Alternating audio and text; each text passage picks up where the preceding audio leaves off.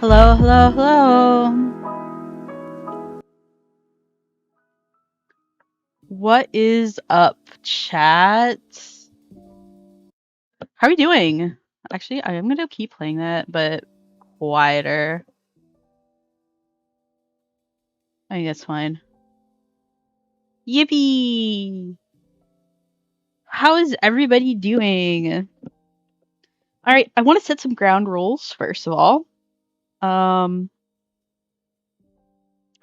we're talking about feminist frequency, which is a controversial subject for a lot of people, but we are not going to attack Anita Sarkeesian or her coworkers based on their ethics or say anything derogatory or go and say, oh, well, Anita Sarkeesian personally destroyed video games with her own bare hands, that filthy, filthy woman.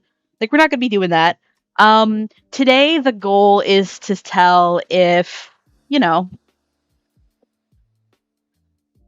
goal of today is to see if anything that Anita had to say, if any of it was worth any merit, if maybe she was a bit of a perpetuator of pop feminism, that sort of thing. So everybody come in here, be kind, have we're gonna go into this with a good head on our shoulders and not be alarmist about it. Also, yes, new sprites. I debuted it in my last Minecraft stream, but most people don't follow me for my gaming streams. So yeah, updated sprites, more on model, and some animation. Thank you so much. I'm really pleased with how it turned out. I like it a lot. All right.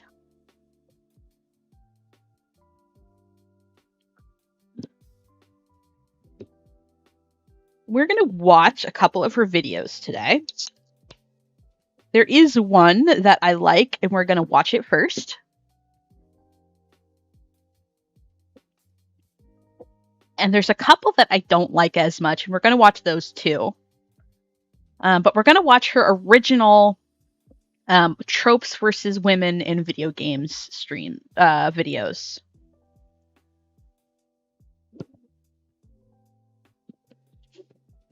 In my opinion, I think Anita was pretty benign. She was maybe not coming at it as someone who knew what they were talking about necessarily with video games, and there's a bit of pop feminism going on. But at the end, I think that she was pretty benign, and she was just used as a scapegoat, really.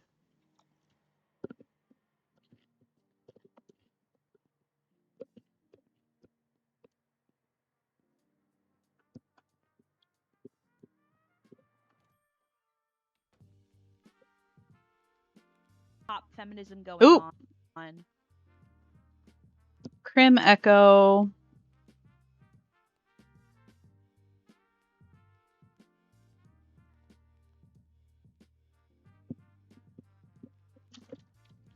All right. Also, mods, please play close attention. If anybody starts to push any alarmist bullcrap, we can absolutely criticize Anita Sarkeesian, but we're not gonna be pulling any alarm bells at like feminism destroyed the video game industry, because that's just silly. Never heard of her before now, to be H. She was one of the major scapegoats for the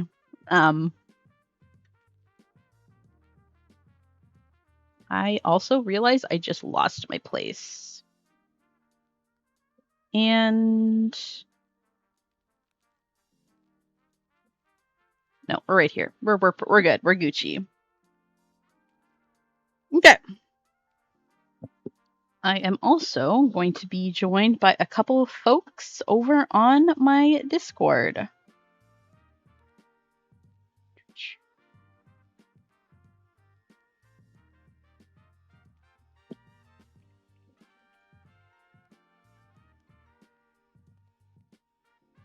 Who I have already spoken to. So if any of the people watching or the people I spoke to already about joining me on Discord, feel free to hop on in. All right.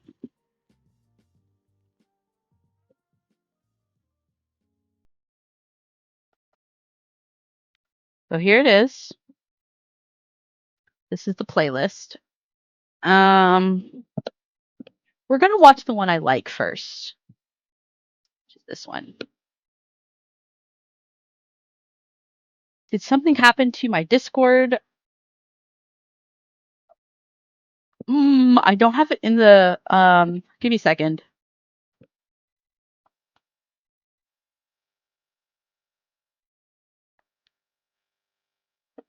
I'm gonna make a public post for my Discord again because we do have a game night later.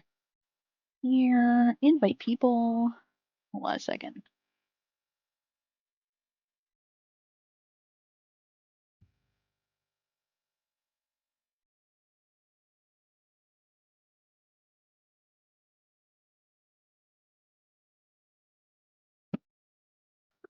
All right. If you want to join my Discord server, I'm making a community post on it now, so you could hop over to my community post if you want to join my Discord. Well, all right. Let's get this show on the road.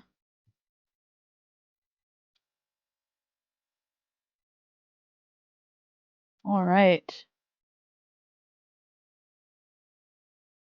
Inviting a couple people.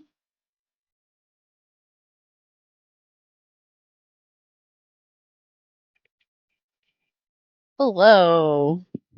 Hello. Hello.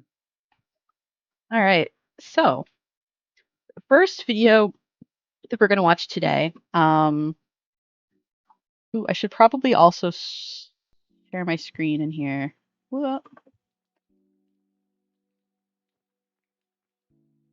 So that you guys can watch in real time. Let's go. All right. I'm going to turn off the music. All right. So, who here has watched Feminist Frequency or heard of Anita Sarkeesian before? I have. I Oh. would orbit a lot of atheist YouTubers as a teenager, and well, they tend to like circle around the nerd base, and you know how it is with them. Yeah. A lot of them have their issues. Yeah. Especially back in the day. I feel like it's better now. Yeah, there's really great people working hard. Also, should we say who we are? Yeah, why don't you give a introduction, of course. Also, let me make sure that the yeah, can you talk for a second? Hello, yellow. Okay, it is working. I'm just gonna crank you up. Mm-hmm. There we go. Sorry, they were so quiet and I'm so loud. Is mine quiet? No, it's me. It's me. I had you cranked down. Oh, okay. All right. That should be better now. Sorry about that, everybody. I forgot about volume mixing. Okay, can you introduce yourselves and tell me what experience that you have or knowledge you have of Anita Sarkeesian and her videos about feminist on Feminist Frequency, the channel. I am Sparrow, and I already explained my experience with feminist frequency. I personally thought she was benign, though. She meant well, but went across it in the wrong way. Yeah. Somebody want to go next? Someone says I can't hear anyone, Yeah. and someone else says I hear fine. Yeah, there is a lag. Keep in mind there is a Okay. lag between what we're reading and what they can hear. Mm-hmm. Anybody else? I am a Gwendolyn, Crims Belgian. Of course. I actually don't know anything really about this topic. I know that she was controversial because of feminism stuff. A bunch of people were saying that I believe that she was like doing some propaganda. I think Yeah, that's a take. That is a take. that's a take. Yeah. What about Yeah. you, Zoe and Paige? I mean, I'm sorry. I think I've come across their face seems familiar, but I think I was a bit too young to understand what was going on at the time. So like, you know, my understanding of English wasn't really the best at the time, probably. Uh-huh. So I feel like I might have seen reactionaries react to her, and actually, which is something I want to actually see. I like see her content now, which now that I can, you know, understand better.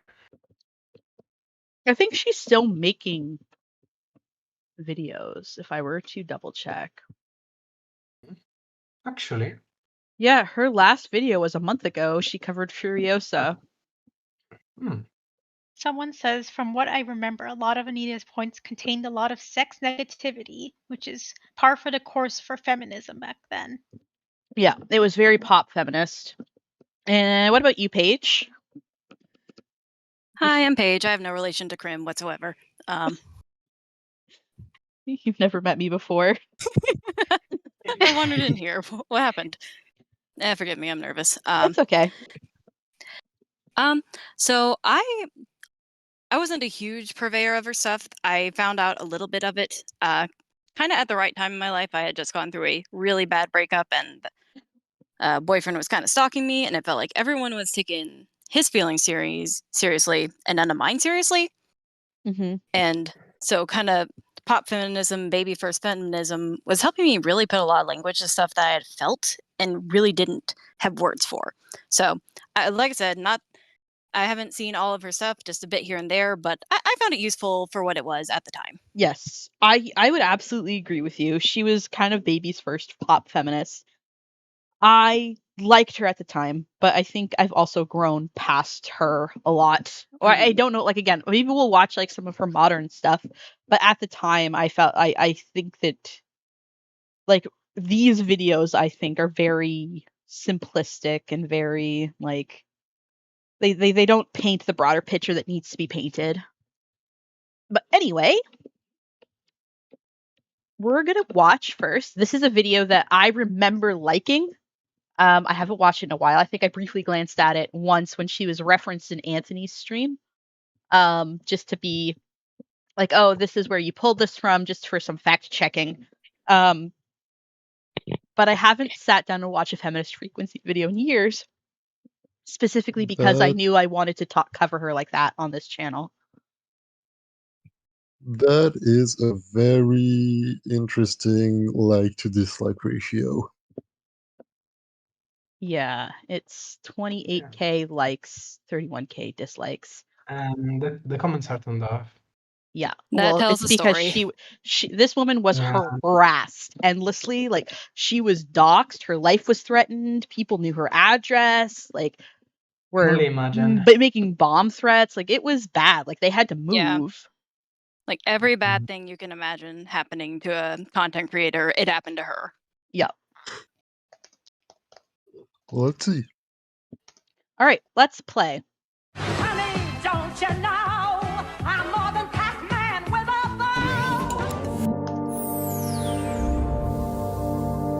bow? I will say the presentation of this is so good. Like it's very visually stimulating. It's so well done. I think that's part of what got under people's skin because it was so professional and so sleek. I think that's part of why she got the hate that she did. Because it was maybe one of the first early like YouTubers to cover feminism in a way that looked so professional. If that makes sense. Yeah, I agree. Yeah. Well, like kind of unfortunately, she made a lot of arguments, and I say unfortunately because an argument can be argued against. Yeah. But just kind of a reaction, a quick, this is how I feel and it makes me angry, that really can't be argued with. Yeah. All right, let's go. You guys can hear all right? Yep.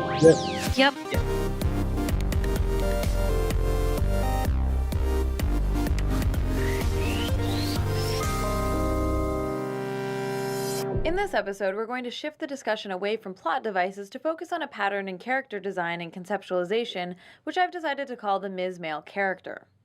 As always, it's important to keep in mind that it's entirely possible to be critical of some aspects of a piece of media while still finding other parts valuable or enjoyable. So I do want to point out that she said this during every video. Uh-huh. But people always took it as like, you're telling me that you think that I should be able to play Mario? There was a lot of that back in the day. But yeah. Very, very how dare you piss on the poor energy. Mm-hmm. Yeah. So like, yeah. So she was never trying to cancel anybody's games. Yeah. She was always saying that like, hey, maybe we should be critical of the things we like. Right now, I agree with all of what she's saying. Also, yeah, this series was crowdfunded. It was asked for, says Mr. Joe in the comments. I'm going to have to step off for just a second. Yeah, go ahead. Let's begin our examination of this trope by traveling back in time to 1980 and the creation of one of the most famous characters in the history of gaming. Initially called Pac-Man in Japan, the name was later changed to Pac-Man when the game hit arcades in the United States. Incidentally, Toru Iwatani, the creator of Pac-Man, has stated in numerous interviews that the game was designed to appeal to women because, and I'm not kidding about this, he said, "When you think about things women like, you think about fashion, or fortune-telling, or food, or dating boyfriends. So I decided to theme the game around eating. After eating dinner, women like to have dessert." So, girls, I do like me some dessert after hey, dinner. hey, fellas, is it gay to like dessert? That really, I don't know. You can feel the Japanese culture from that quote. The 1980s Japanese sexism just hit me in the face. Yeah, like Yeah. you know what I mean. Also, if you guys need me to pause it, just be like, pause. Just say pause, and I will pause. Yeah. Nope. Luckily, Iwatani's regressive personal or cultural notions about women are not reflected in the finished game itself. Pac-Man went on to become an international sensation and remains one of the most recognizable pop culture icons today.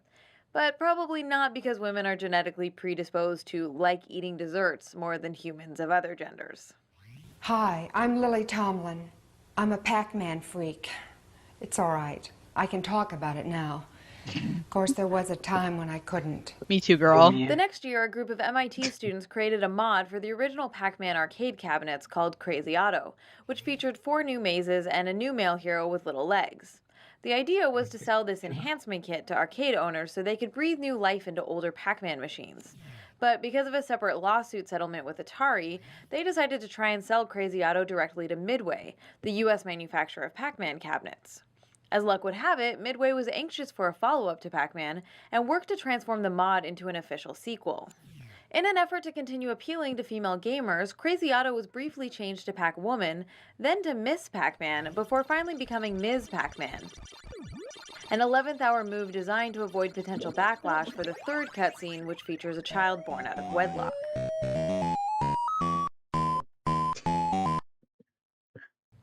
The game hit That's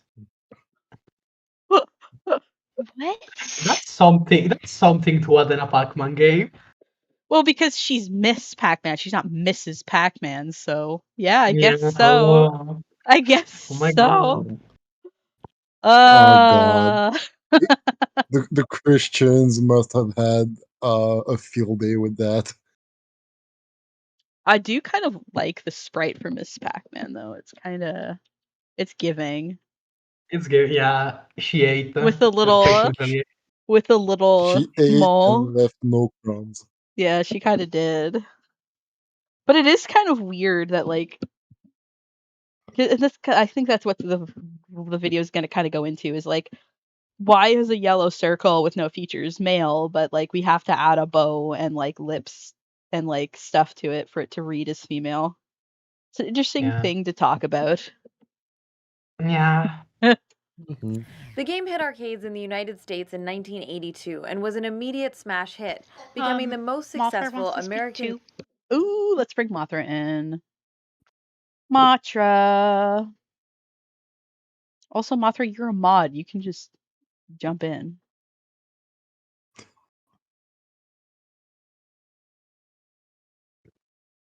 They'll get on when they're ready. All right, let's go. Made coin-operated arcade cabinet ever produced. Like her predecessor, Ms. Pac-Man quickly achieved widespread cultural prominence, and it wasn't long before she was turned into a special marshmallow and added to Pac-Man's cereal. Pac-Man cereal's got a new surprise. When you look inside, it's shocking.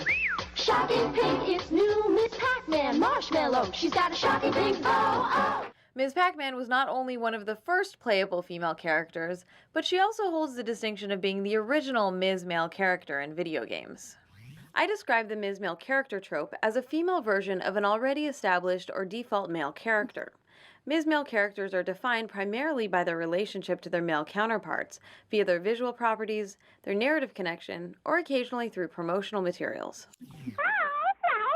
This trope is of course part of a long tradition in visual storytelling.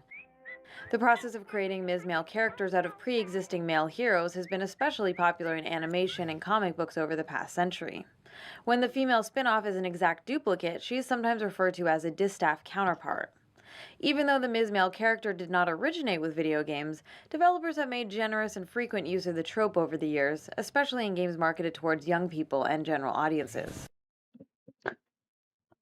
Okay, so before we go any further, I want to ask, like, do you think it's the Miss Male character trope is a bad idea? Is it bad?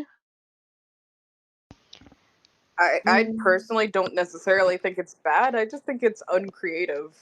Yeah, it's a pretty neutral thing Neutral. in and of itself. I feel like it's the way it's executed that may, come off as more or less original, or like I would agree with that.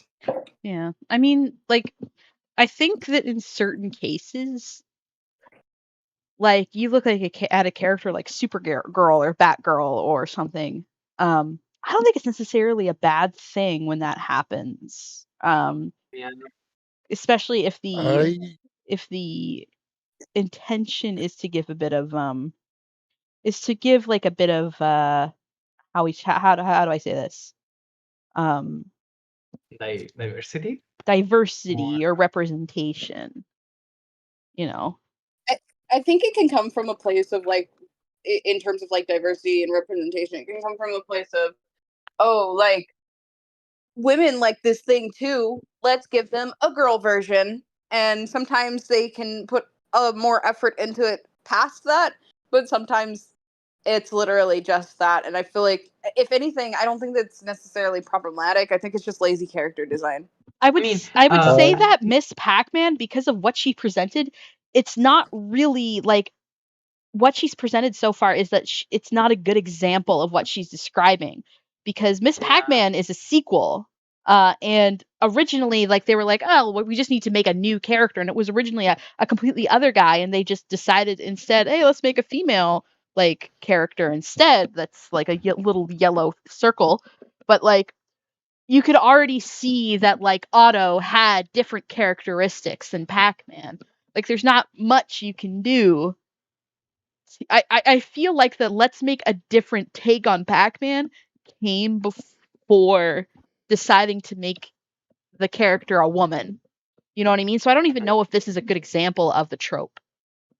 I mean, I feel like I guess it evolved in more of the oh, she's just a love interest, but even then, like the origin is not really the same. Yeah, like it's not really it's not the same thing. So like despite, like, I definitely agree that this is a problem, but I don't know if ironically, I don't think Miss Pac-Man is a good example, because the whole point was to make a new character, and what I think happened was just like, hey, the easiest way to make Pac-Man look like a new Pac-Man character look distinguishable is to give them a little accessory.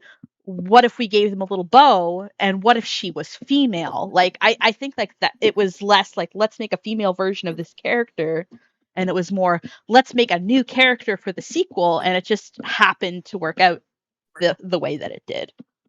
Yeah, and when your character for your game is a featureless circle with like a pie square cut out, pie triangle cut out, there's not really much you can do in terms of diversity of character, because like Pac-Man doesn't have much of anything going on.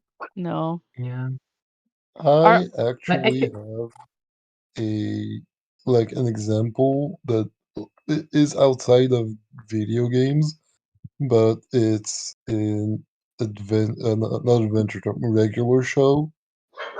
The what? Oh, you with mean with Margaret? You mean with Margaret? yeah, Margaret in regular show. Like I always thought that it was kind of boring that Mordecai's love interest was essentially just the same animal, but this time it's a girl.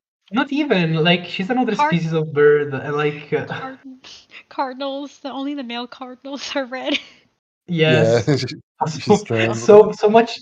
Okay. Also, so Look much. at Just oh this. my god. Look at this. Googling characters is But so. then Aw. when CJ got introduced, I immediately liked her way more because it was a way different character design. Yes, It she's was basically. Cloud Girl.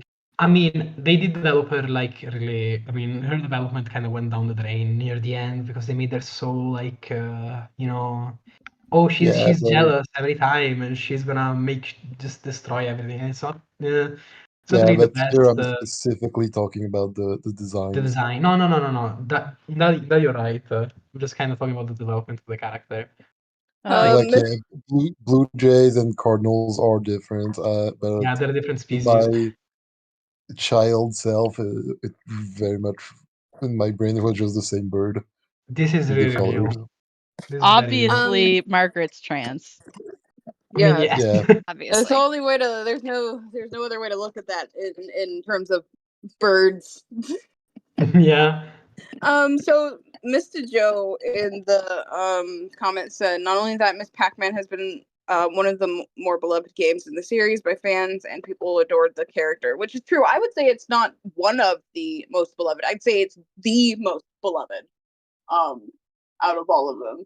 If I might add something like about Miss Pac-Man, I feel like the entire thing with the bow and the lipstick is more like a design constraint of being like a little sprite.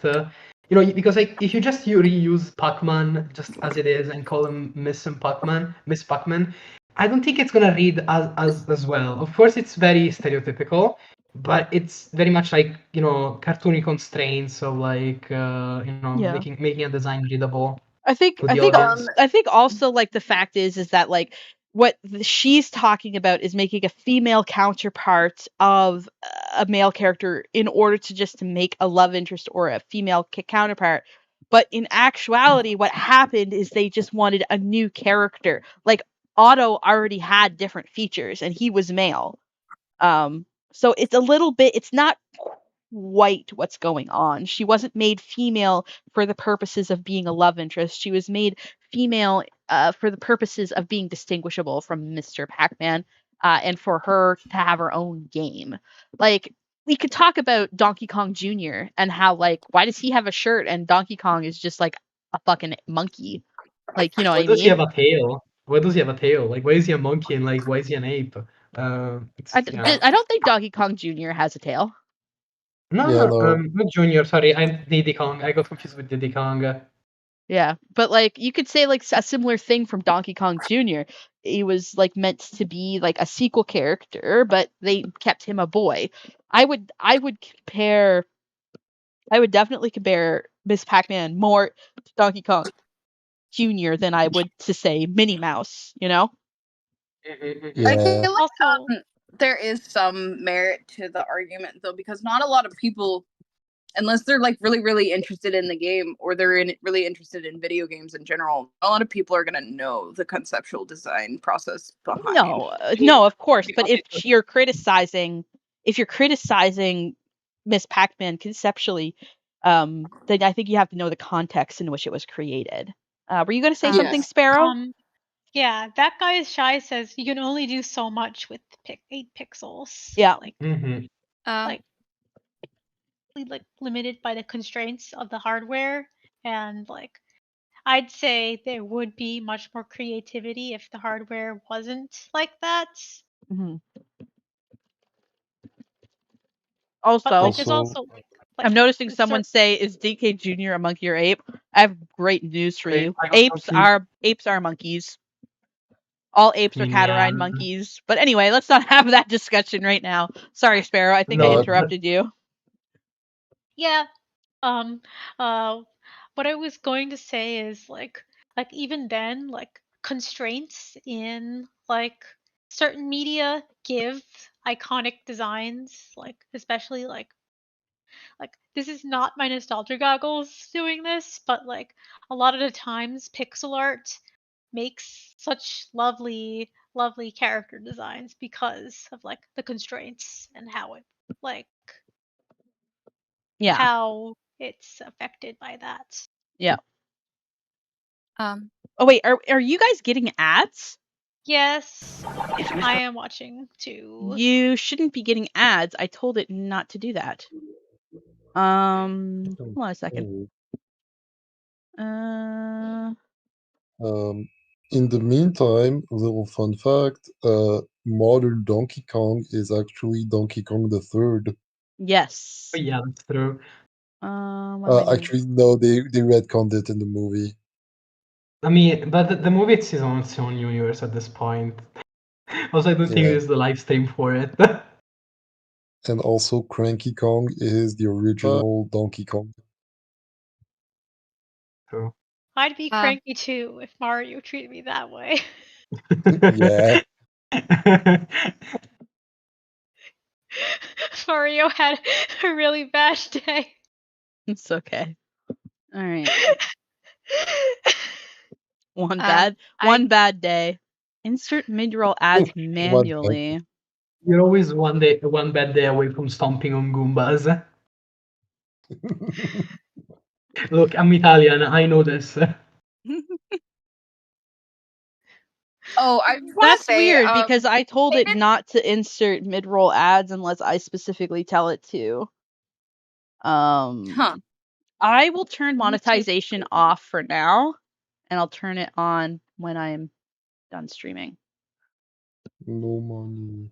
Well, So real quick about the Mario movie, because that's the only thing I could think you were talking about. The Mario movie doesn't follow the same like lore as is in the video game, so they didn't really retcon anything. They're following the lore that was originally in the first, like in the cartoon. Wait. Hold on. Mothra, you're spreading misinformation on my YouTube channel. All apes are monkeys. Apes are monkeys. It's a song. It's a song lyric. But it's wrong. It's wrong. It's still It's a song incorrect. lyric. It's not It's incorrect. serious. No misinformation. It's just even semantics. if it's part of It's the. just semantics. It's not semantics. It's false. It's not true. Taxonomy works Crib. like a nesting hierarchy. Mania, it's like, sorry, I was like semantics. No, yeah, I'm deleting it. You have been canceled. Oh my Oh my gosh. god. I don't think it should have been taken that seriously, but okay. I'm taking it that seriously. I take taxonomy very seriously, actually. I take anthropology very I thought you were about to say that I was wrong about what I was saying about the Mario movie, and I was like, no, No, I'm correct no. about the Mario movie. No, you are right about the Mario movie, but I will Yeah, not. but I will they're not retconning stand. anything. They're not following the lore that the games are. So Yeah. it's not even in the same universe. I just will not stand for. I just will Mario not is stand lore for loose misinformation anyway. about human and primate evolution on this channel. Are you saying Also, that of I am a course, monkey? of course, yes, you are technically. We are all monkeys and apes and mammals and primates. Are you trying to catch me saying something racist? Oh my Also, god.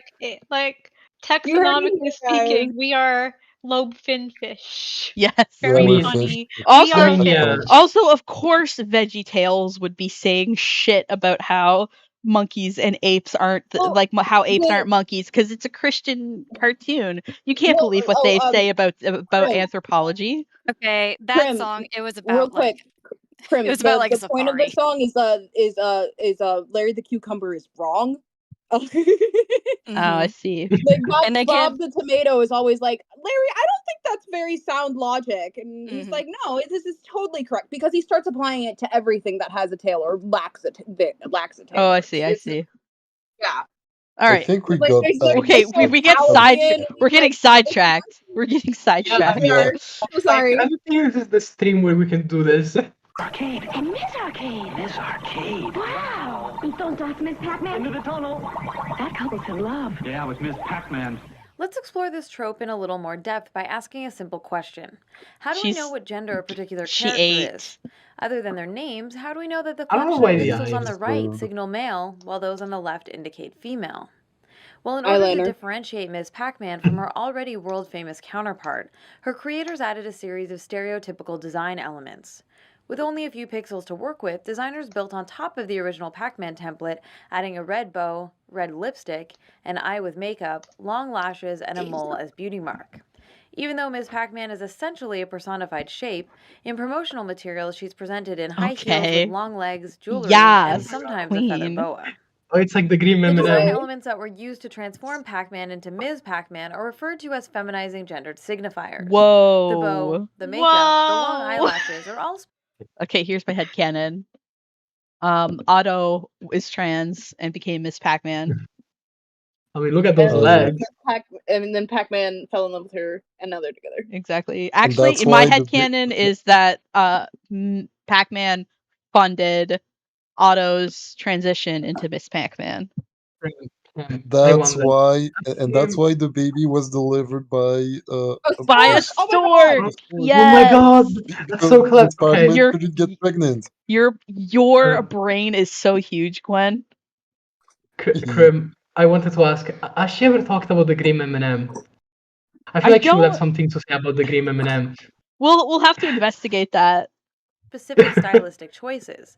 They're all part of our culture's visual vocabulary, intended to convey information about gender to the viewer.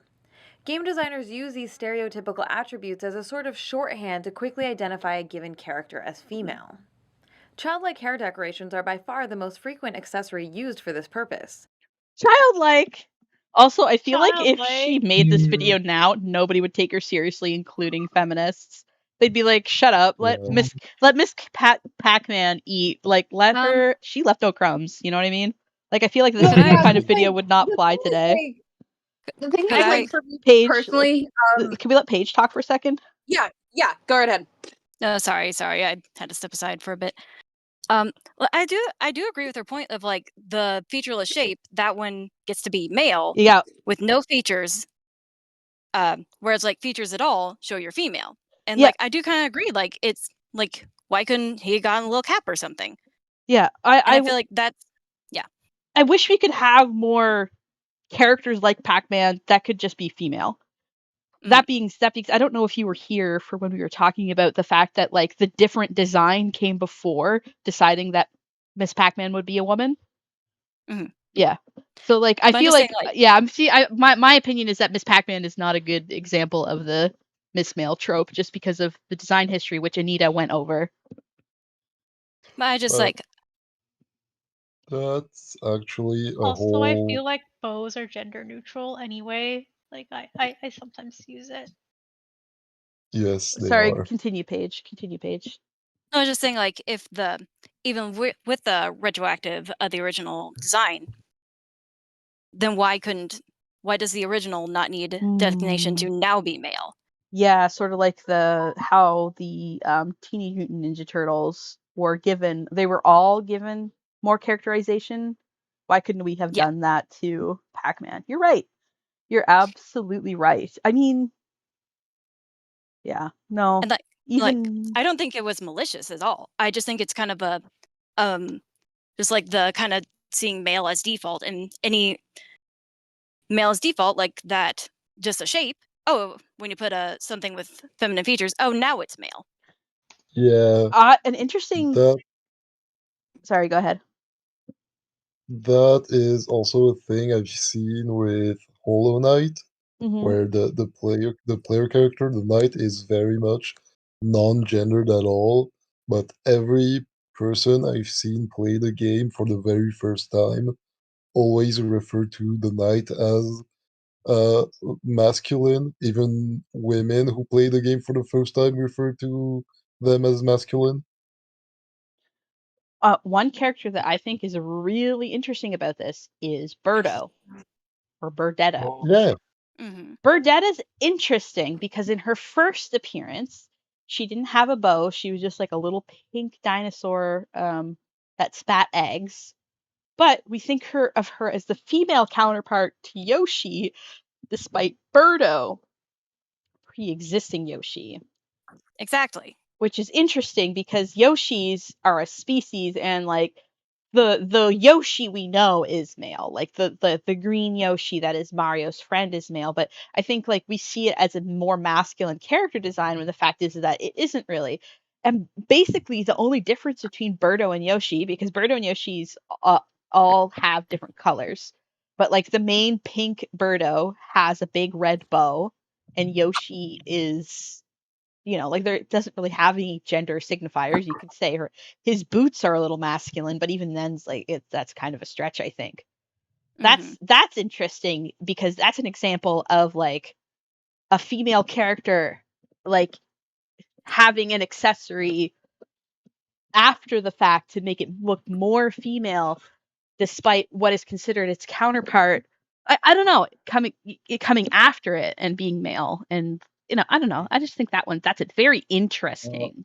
Also, like Mario initially was super transphobic. The series, I mean, about Birdo, Birdetta, Yeah.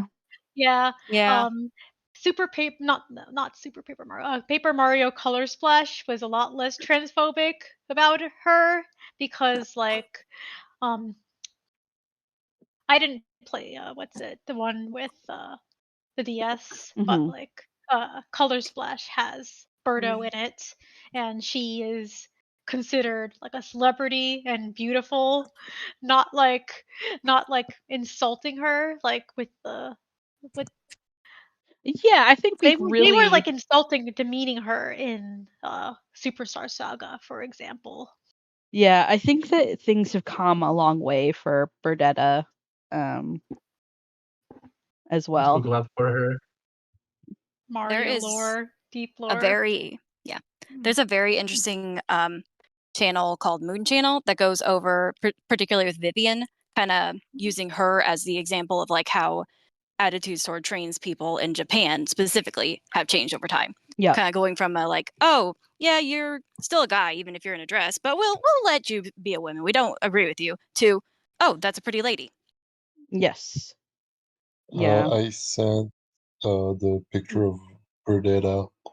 Also, I think it's very interesting that Birdetta has been Yoshi's. Yes, the original Birdetta. Back from Doki Doki Panic. Well, that's Peach. So I just want to like point out something kind of I don't know, calling a bow childlike is kind of I don't know, it throws me off because it reminds me of like things that people say are like women like are inherently childish. Yeah, that's a little weird. And it's especially because like there's a lot of like in the modern feminist movement, there's a lot of like kind of like wearing whatever you like, but also like there's specific like aesthetics that people are really really latching onto, like cottagecore for example, which has a lot of like cozy vibes to it, but also a lot of like bows and frills and ruffles, and it's just like these are just like things that women like to wear, like a lot of women like to wear, and it's not childish, it's just something that they gravitate towards. That kind of goes into misogyny in general, whereas like masculine interests, things they wear get to be validated, whereas feminine things in the misogynist framework, they're seen as childish. They're seen as superficial. Well, look Yeah. at how, and like, I have comments about this girl's wardrobe in general as a homosexual man, but look at, like, to make herself be taken more seriously, perhaps you could talk about that. Anita tends to butch it up a little bit, like she's wearing a flannel, and like that was like an expectation for women to be taken seriously, is to, like, you can be pretty, like she has her makeup done but it's very natural, she's wearing earrings but she's also wearing a flannel, so she's, and I'm not saying that she is being manipulative in doing this, like women are expected to behave like this, and especially back then, like I feel like we've come a bit further in the 9 years since she started making this series, but back then, like, you were expected to butch it up a little bit, or like make yourself a little bit, don't be too feminine or you won't be taken seriously.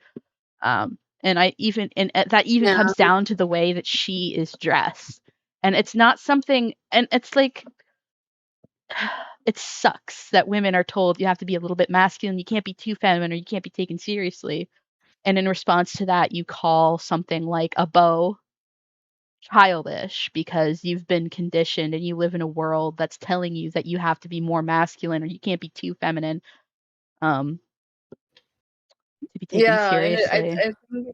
I think it's I think honestly that's like mindset set is like a lot of like groups in general have been like splintered off from the primary like gaming community for specifically women, because they're tired of being treated poorly if they don't meet a certain standard, and all they really want to do is play video games and enjoy them and talk to people who also enjoy the games.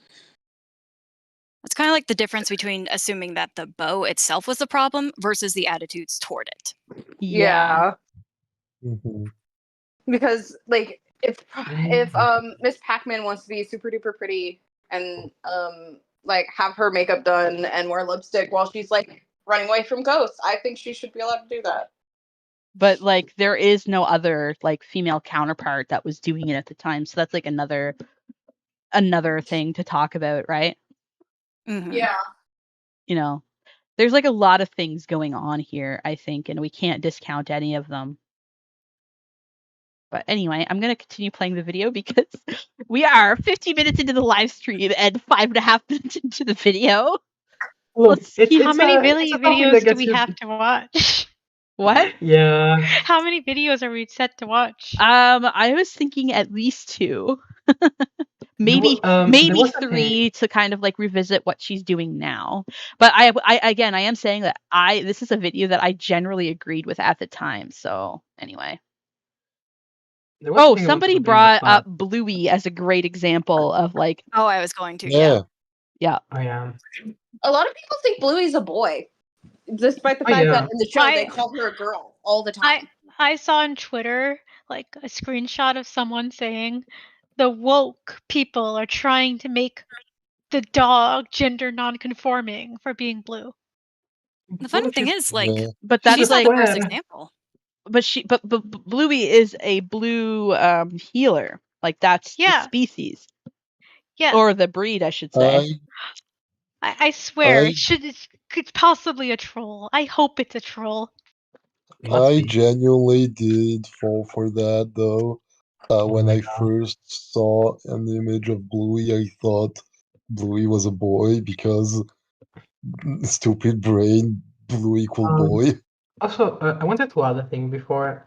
Like, there is a lot that could be said about the way we go about designing non-human female characters, especially when we have to signify that they're female.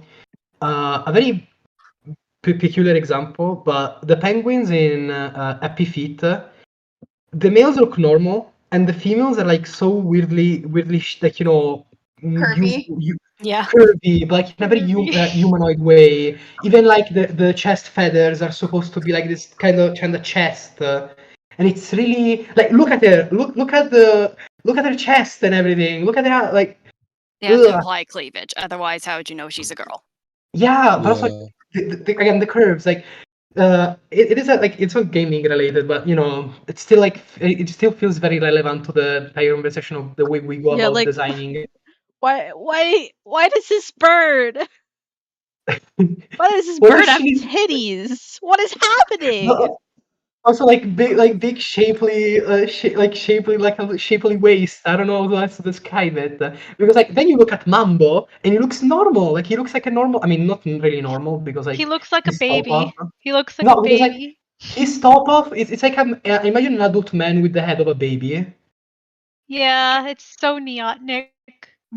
It's very weird. Like yeah, it's again, and this movie is even good with the anatomy of the animals, but they still fall for this, which is I think I feel like should be pointed out. You know, What's the dad's name? I don't remember. I mean, the male one is called Mambo. I don't. Yeah, I Mumble's think the little one. Memphis. Memphis. He's like you said, like he's very no, like again, he looks more like an actual emperor penguin. Yeah. And like I don't think any of these are done out of a hatred or like a poor feeling towards women or any of that. It's a lack of imagination. Yes, it's like, oh, how do we convey that this penguin is female? We just, just giving her like a voice actress. Right? Just get a woman. Literally, just get a woman to voice her. We're not. What about? I don't remember this, but like, it's this is so weird. I remember Happy Feet, but oh my god. It's a thing that really stuck to me thinking about this movie. I hope the example was relevant enough to the conversation. Kung Fu Panda avoided this, which I Yes. Yes. so true. Oh, yeah. So Tigers. true. Yeah, I Tigers love is the Tigers. example. And Viper. Viper doesn't have Viper is amazing. snitties. She doesn't have snitties. Sneeze. I mean, I felt like mentioning Happy Feet, especially because like with the CGI, they went for a very realistic direction, and they still fell for this. Yes. You know? Other cartoons I could With these excuse guys? a bit more. Oh my god. Oh lord. Don Bluth, I Don love you, Bluth. but good lord, Don man. Bluth's birds scare me. What even is Drake? Like, what is going on there? Why does he look Bird like teeth. that? Just Ross. My god. There's something about this penguin. That's But yeah, I that's think the we Tim should Curry move on with the penguin. video. Oh my gosh. All right, Hang on, what about back to the There's a video. movie called like Alpha or Alpha and Omega. It's with wolves in it. Oh And my I don't Oh my want to. God. No, we're not talking about that. We're not talking about that. No. We're not talking about that. No. You're giving all This the. rabbit hole is deep. Let's climb out. You're re-traumatizing the Wolfaboos. It's standard practice for creators to just put a bow on top of anthropomorphized animals or personified objects in order to communicate that a character is not male. The Bubble Bobble series stars heroes Bub and Bob, who are charged with rescuing their female counterparts and respective love interests Peb and Pab. Lala is a feminized version of the male hero Lolo in the Adventures of Lolo series.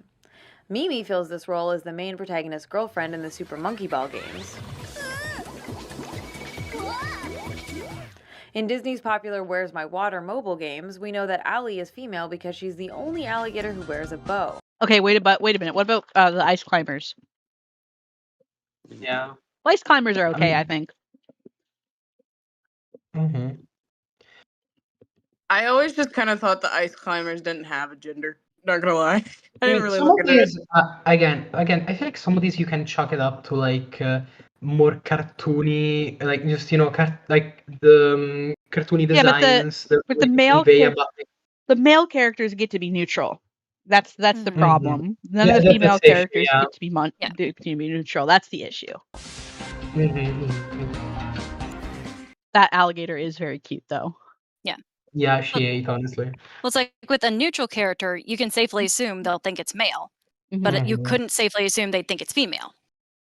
The Adult Swim game Giant Boulder of Death takes the trope to ridiculous extremes by gendering a pink boulder with a giant pink bow. I think, Anita, this is what we call in the biz a joke. It's a satire on this character trope, but where she's stuffed in the refrigerator to motivate the blue boulder to seek revenge. Oh, she's dead. Oh no, she got fridged. She They got straight up just killed her. They Fridge. just up murdered her. Man, Steven 6's Steven Universe is weird. Me when my rock girlfriend was Now, the turned into a interesting thing is that statue. these gendered signifiers are really quite arbitrary and abstract. There's nothing about a bow in and of itself that's intrinsically or essentially feminine. It's just a piece of colored fabric, after all. But our society currently assigns a very specific, socially constructed, and strictly enforced meaning to that piece of fabric. It's a symbol that conveys the concept of female and invokes the idea of girlhood. The indie game Rogue Legacy has an interesting system whereby you can be randomly assigned the choice of either male or female heirs to play on each run. The characters are essentially identical both mechanically and aesthetically, except for a very minor difference in their breastplate styles. So far, so good.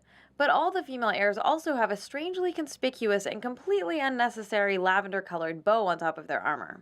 This is a think that's the classic joke, example of put a bow on it. I feel like that's also a joke, but Yeah, like that's because Yeah. The color coding of characters is Yeah. another frequently used visual element to signify gender. Typically, the dominant color used in the design of the female think, variant is bright pink. Can you pause? Yeah. I think Anita tends to like not realize the intent behind some things or like the meaning. Well, I think it's still worth criticizing the joke Yeah. because, like, how often do you see the reverse? yeah. Like an that's all-female true. cast, and like we assume to have a female as like, oh, this one's a boy, so let's put a baseball cap on him, kind of thing. I think that's the only one that I can think of that's a big deal is Tuxedo Mask in Sailor Moon. You know that he's the boy one because he's wearing a tuxedo. You don't really get the male version of like the Sailor Scout uniform, unless you want to count like the Sailor Stars, and their gender is kind of fucky. But even then, they're dressed in black as opposed to white. So like, but Sailor Moon is really the only show that I can think of that does this. For video games, I think what's it? Deltarune is a good example because like the female character Susie refuses to wear a Yes. bow, and Chris, Ken, Chris. they're non-binary, does wear a bow. And Like, And then, Rousey Rousey will Rousey eats it up. he loves wearing the bow, and he's the only male character in the main cast, which is I mean, I feel like interesting. there is a lot that could be talked about, like especially Ralsei, but also like Rousey is I mean, sorry, I don't know. is No, but like femboy goat king. especially Delta in the second chapter of Deltarune, I feel like Ralsei and like the this is gonna go in another tangent. I don't want this to go in another tangent. I hated when people were like, "Wait a minute, Rousey is a girl," after it was revealed that he has pink horns. Like Because of this. It's so annoying. Yeah. Like also, I feel like also Noelle. There's like a lot going on with her that's really interesting, especially judging because a female character in an RPG and the way the Snowgrave route kind of tries to force her into a sort of relationship with like Chris, which is really interesting. But maybe there's no place to talk about this. Yeah, we'll talk about Well, Deltarune some other time. Anyway, go ahead. Yes. Go ahead, Paige. Oh, just like the key example, like Samus is a girl. Like it's a whole trope named after it. Yep. Period.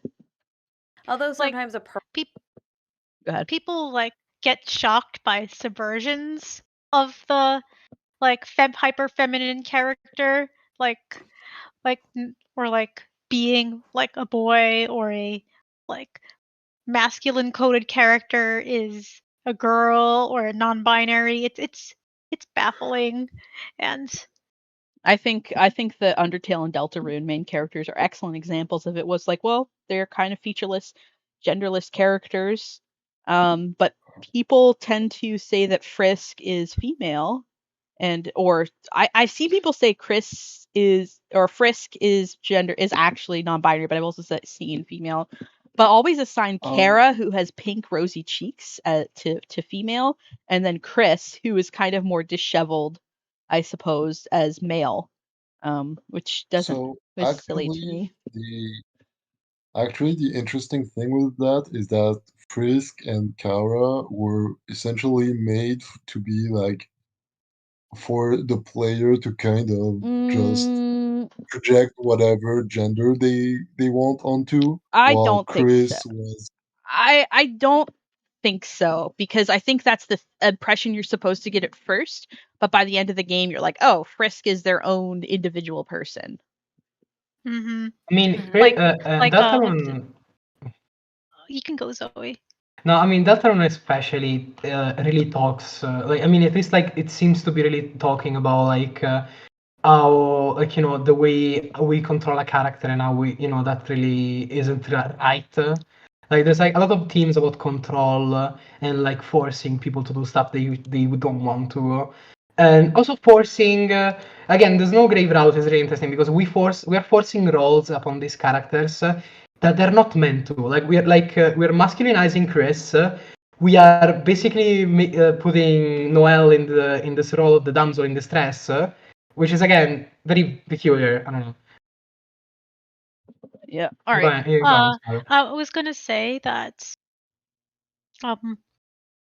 like Frisk and like Asriel asks what Frisk's name is, not the player. Like what's their name, and like it's supposed to say that Frisk is their own person, not some like puppet, and they expand upon that in Deltarune.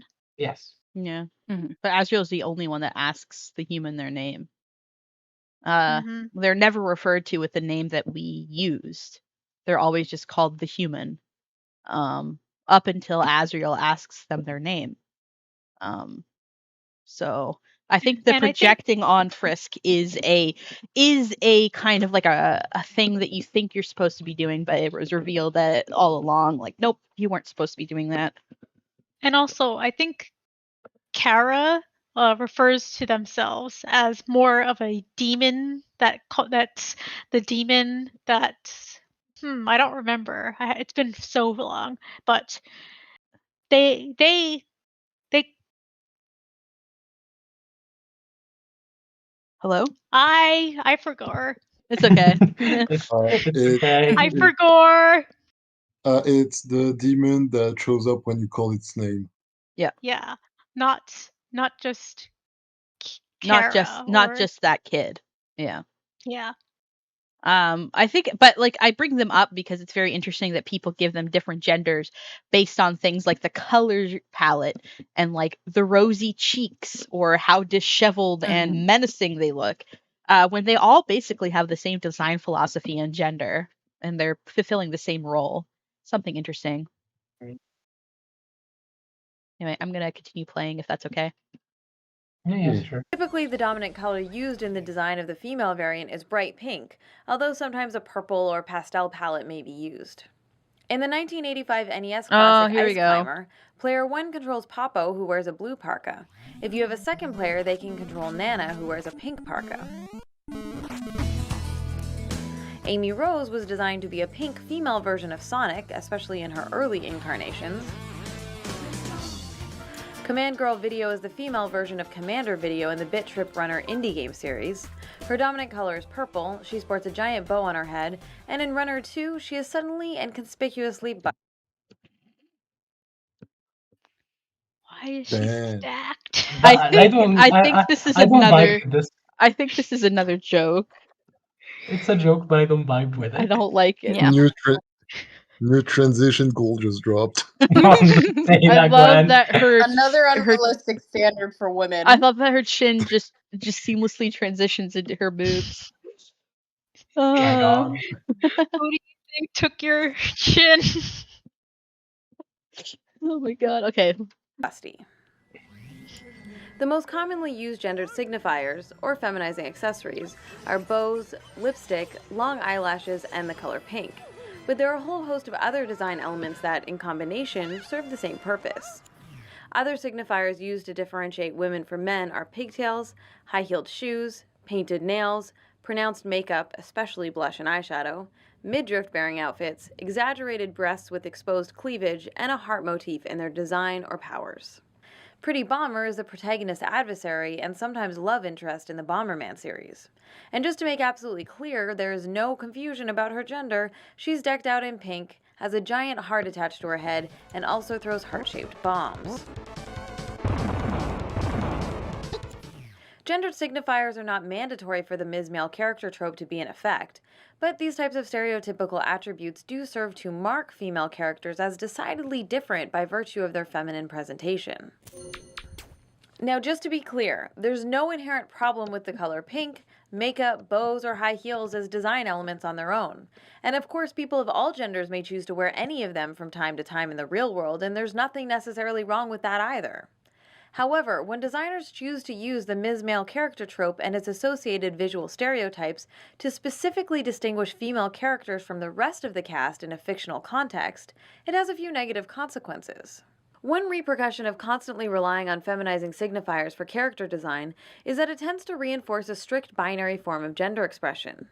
The gender binary is an entirely artificial and socially constructed division of male and female into two distinctly separate and opposing classes of human being. The gender binary also erases the continuum of gender presentations and identities that fall outside of the rigid masculine-feminine false dichotomy. And within that strict binary, women are marked, while men get to remain largely unmarked. Okay.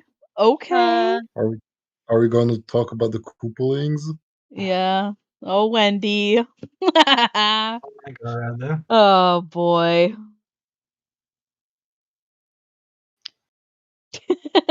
Are we ready? Are we ready for the Koopalings? Are we ready? I have Oh my something to God. say. Okay, go ahead. Say it. Say it. Like,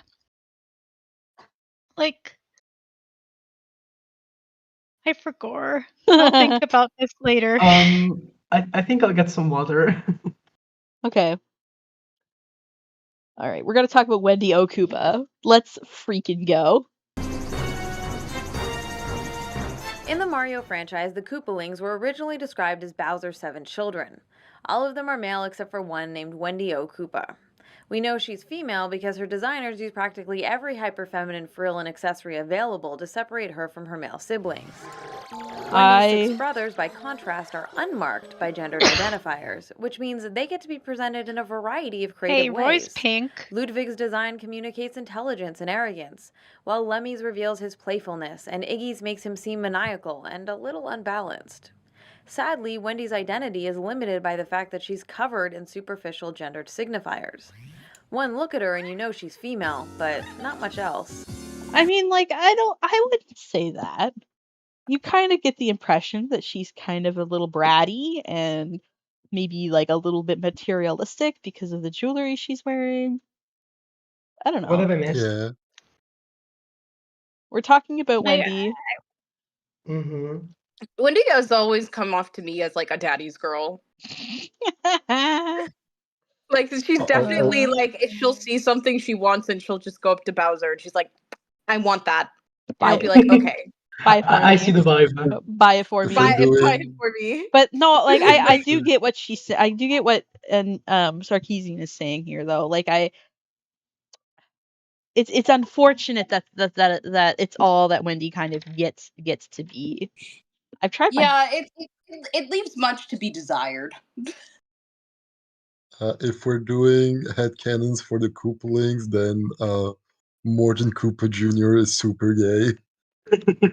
I also maybe this is just whenever I see the sole female character in a cast of male characters that are just like them, I'm always like, this character is giving me trans vibes. But I always get that regardless if it's like an all female race and there's one male, I'm like, that character's trans. But Yeah, maybe that's just me. It's the trans bias. I felt like she had personality in like when she has dialogue, like in Color Splash. I'm gonna shill Color Splash again. She's like, she calls like, I looked this up to confirm, but she calls Bowser Mr. Bowser. It's very cute. I wish that like the thing is that these characters were all designed in the 90s and the late 80s, and like it's like we're so afraid to like let go of old media because like it has like that staying power that I like mean, also because of like we a get lot of we get franchises work now. we get stuck with outdated designs like Wendy and Burdetta. Yeah, and because also because like there's also like the issue again because like these franchises have been going on for so long and these designs have become iconic. When people go and try to redesign them for like new games, it always just becomes an issue because there's gonna be the usual people like, why did you change it? It was fine. Mhm. Like maybe we should also address that some designs were made at a time where some choices maybe wouldn't have been made today. You know? Also, Roy is pink. Roy is pink. So like Roy our is gender pink. non-conforming king. Also, why couldn't we just like, let's make Iggy or Lenny or one of them female? Like you could Mhm. and like not change the design. That's also something you Exactly. could do. Exactly. I think a good example of like changing designs that are kind of like outdated is Ashley Graham from Resident Evil 4, because when they redid the game, they kind of overhauled her entirely. She's not really the same person anymore, and it was probably it's honestly for the best. As someone who played the original, she's okay. She's really annoying. It's really hard to want to save her. Okay, can I just say in terms of Oh, I love her. Oh, she's serving. Oh, I love Yes, her. that is a moment. That is a slay. so Wait, I this love is the Penguin in the new Batman cartoon by Bruce Timm and J.J. Abrams. No, she is not the Penguin's daughter or his wife or anything. It's just this is the Penguin now, and her name is Oswalda. She is still a mob boss that owns a nightclub. Still has the same facial features. We do have like lipstick, I guess, but that's like lipstick and I don't know. Maybe you could I mean, she's an question adult that. woman. She's allowed to wear I them. love her. I I- love her. Real quick, someone in the comments says, this was invoicing email. It says we're afraid of change, because change means taking a chance at failure. I would go so far to say it's not so much as taking a chance at failure. I think it's the fact that people are afraid that we like in changing something are saying that we did wrong in the first place when that's not necessarily the case. Honestly, we I would have would done love different if things. it was revealed that this version of the Penguin was trans. I would love Hey. that. Yeah. Like I think- that's why I like saying. Oh, you go ahead. No, you go ahead, Paige. No, just like that's why I like saying that, especially with the just add a bow on it, is a lack of imagination rather than truly hatred. Though there are some that are truly hatred. Let's be honest. Whereas, like when you have an imagination for designing a female penguin, the penguin, but it's a lady, you get this, or you get Dr. Olivia Octavius in Spider-Verse. Mm-hmm. Oh yes, I love I love her. her design in Yeah, Spider-Verse I love her. because My she gives off God. like really smart, like a really smart science lady, but also but then she like talks and like her dialogue is just adds to her. What does that say? Oh my god! I'm so sorry, my god. Oh my god! If he dies, he dies. Wait, no, that's Slay. Good for her. That's You go, Good Queen. for her. We love that for her. But like, I don't know. There's some redesigns to other characters as well. Like this is the new Harley Quinn, Oh, I kind of like her. It's fun. Oh. where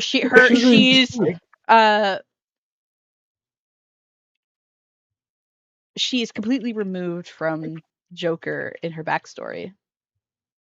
I will say, I've noticed that DC is less afraid to redesign characters than a lot of other media companies. Yeah. Because and I think that's like as like time has gone on, they've like let different people kind of like put their hand in the cookie jar and not slap it away. But here's the thing. Here's the thing, though, is that this isn't somebody else putting their hand in the cookie jar.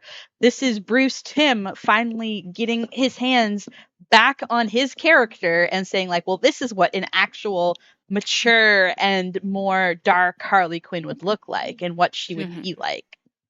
And Yeah, her whole and thing is that she kidnaps people that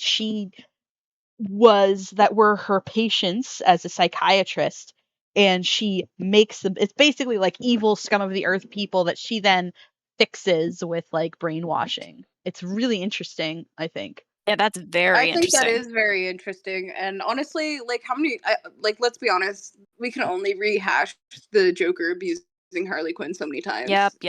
Yeah, I don't know. I like this take on the character. I think it does make for a very good, like, dark version of Harley Quinn. But anyway, sorry to get off track. Yeah. Let's continue watching this video. We're never gonna finish this in time. It's fine. It's fine. Oh, uh-oh. I mean, I'm We're probably getting- gonna go to sleep at some point. We're getting good conversations out of it. That's the point, right? Oh, definitely. As Definitely, with many definitely. Ms. Male characters, her defining characteristic is her gender. Wendy also suffers from a parallel condition I like to call personality female syndrome, wherein female characters are reduced to a one-dimensional personality type consisting of nothing more than a collection of shallow stereotypes about women. She's vain, spoiled, So, bratty, can you and pause? quick to anger. Yeah. So like the other Koopalings are one note to Yeah, that's also, I suppose that's fair. But like none because of them are yeah, like they're all like there was only ever one characterization that Wendy was gonna get, I think. Yeah. Like there's none that's like his entire personality is being a guy, like an Yeah. an entertain Koopaling. Like they're all like, these are different kinds of bad boys, but when you think of a bad girl, there's really only one. Yeah, I Mhm. agree. Yeah. And like She's not- very similar to Princess Morbucks from Powerpuff Girls. Yeah, but Princess Morbucks Yeah. was a female character on an already cast, or on a show that was already female centric, so that's a little bit different, I think. Mhm. Yeah, yeah. Mhm. And we did get like a lot of characters that were like female villains that were all very different from one another. Like even among the three girls, like you got the tomboy Buttercup, you got the super girly girl Bubbles, and you got the type A Blossom. Yeah. And they also have their evil counterparts. They do have the Rowdy Rough Boys, but they're also like evil versions of the Powerpuff Girls, but they're only in the comics, so we won't get into that too much. But like they're What are you all talking of about? the They're on No, they're in the episodes, show. They're in they're the show. They are? There's a bunch of episodes. Yeah, they show up in The boys. 2 episodes specifically. Not the Rowdy Rough Boys, the female evil counterparts of the Powerpuff Girls. Oh, I thought Oh, I don't know I who have this is. not heard of them. I will show you. I think that's actually this is the first time I hear about them. Here they are. Oh my god. I kind of love them. Wait, no, Slay. The Power Punk Girls is what they're called. Oh, I love my that. god. I think they were in a video game as well. Power Did Punk. like I love Mojo the make them or something? They're from a parallel universe, actually. Oh, okay. So I love the- Mojo still made them No, I by think accident. yeah. But like, here's what they look like. I love this bow tie. design. I love the bow tie. That's a tiny lesbian. Those are 3 tiny lesbians. Yeah, that's the vibes. If you make a woman evil, They she did- becomes gay. That's the. Wait, no, that's not what I'm saying. You're either good your lesbian or evil homophobia lesbian. speaking. I'm joking, by the way.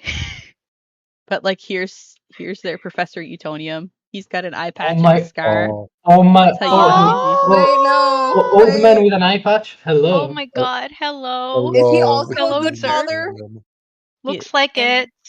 Him and regular Utonium need to kiss. Wait, do they appear on the new Powerpuff Girls? Maybe I don't know. I don't believe so. I watched the new season and I don't believe they show up there. But it's Berser. That looks like fan art. It looks like fan art. I hope. Just like really super on model fan art. Yeah, it's Berserk, Brat, and Brute are their names. Berserk, Breath, and Oh my! Oh. I love those names.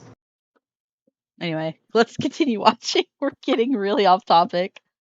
We are. Yeah, I mean Still it's on theme.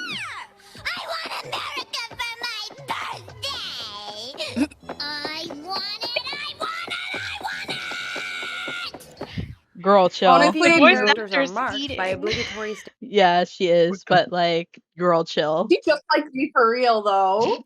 Okay, did I hear it right? Did she say I want America for my Yeah. birthday? Yeah. Yeah. Yeah. But the Girl in country America You called can America have America. it, Canada. honey. You don't want it. She can keep it. Honestly, you know what? I welcome Wendy for her. president. Wendy Okufa for president. Hell yeah. stereotypical Dear identifiers. Mario, I've actively taken the No, go ahead. I've taken the U.S. election capture in my 6 Koopa hotels. Oh my god. All right. I'm pressing play. limits the range of available options by enforcing a narrow, restrictive, and monolithic model for the portrayal of femininity. Meanwhile, since male characters are allowed to be unmarked, it permits a much wider array of possibilities for their designs.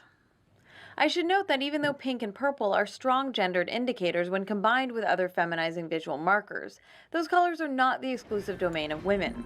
An expanded color palette is something we do see applied to men on rare occasions, as with Kirby, Kirby's Bomberman, non-binary. or Lord Oh, Koopa. yeah, Kirby He's is not a man. non-binary. He's a little guy.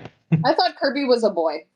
No, was No. non-binary. They use he him pronouns for Kirby. Yeah, but that's Kirby mostly in the is West. binary. In Japan, official art, it's there with girls and the boys in official art when it's like Girls' Day or Boys' Day. Yeah. Kirby to gets me both. never. Kirby to Also- me That never makes really read. Kirby gender fluid. Yeah. I guess. I mean, Kirby to me never really read as anything but just shapes. Kirby's too powerful for gender. Yes. But they are the exception to the Super rule and are gender. typically only found in colorful, childlike, and extremely male dominated worlds. Uh-oh. But if a bow, lipstick, eyeshadow, or heels are placed on an otherwise male identified character, the intention, or at least the result, is typically a homophobic This is or transphobic painful. joke. This is painful.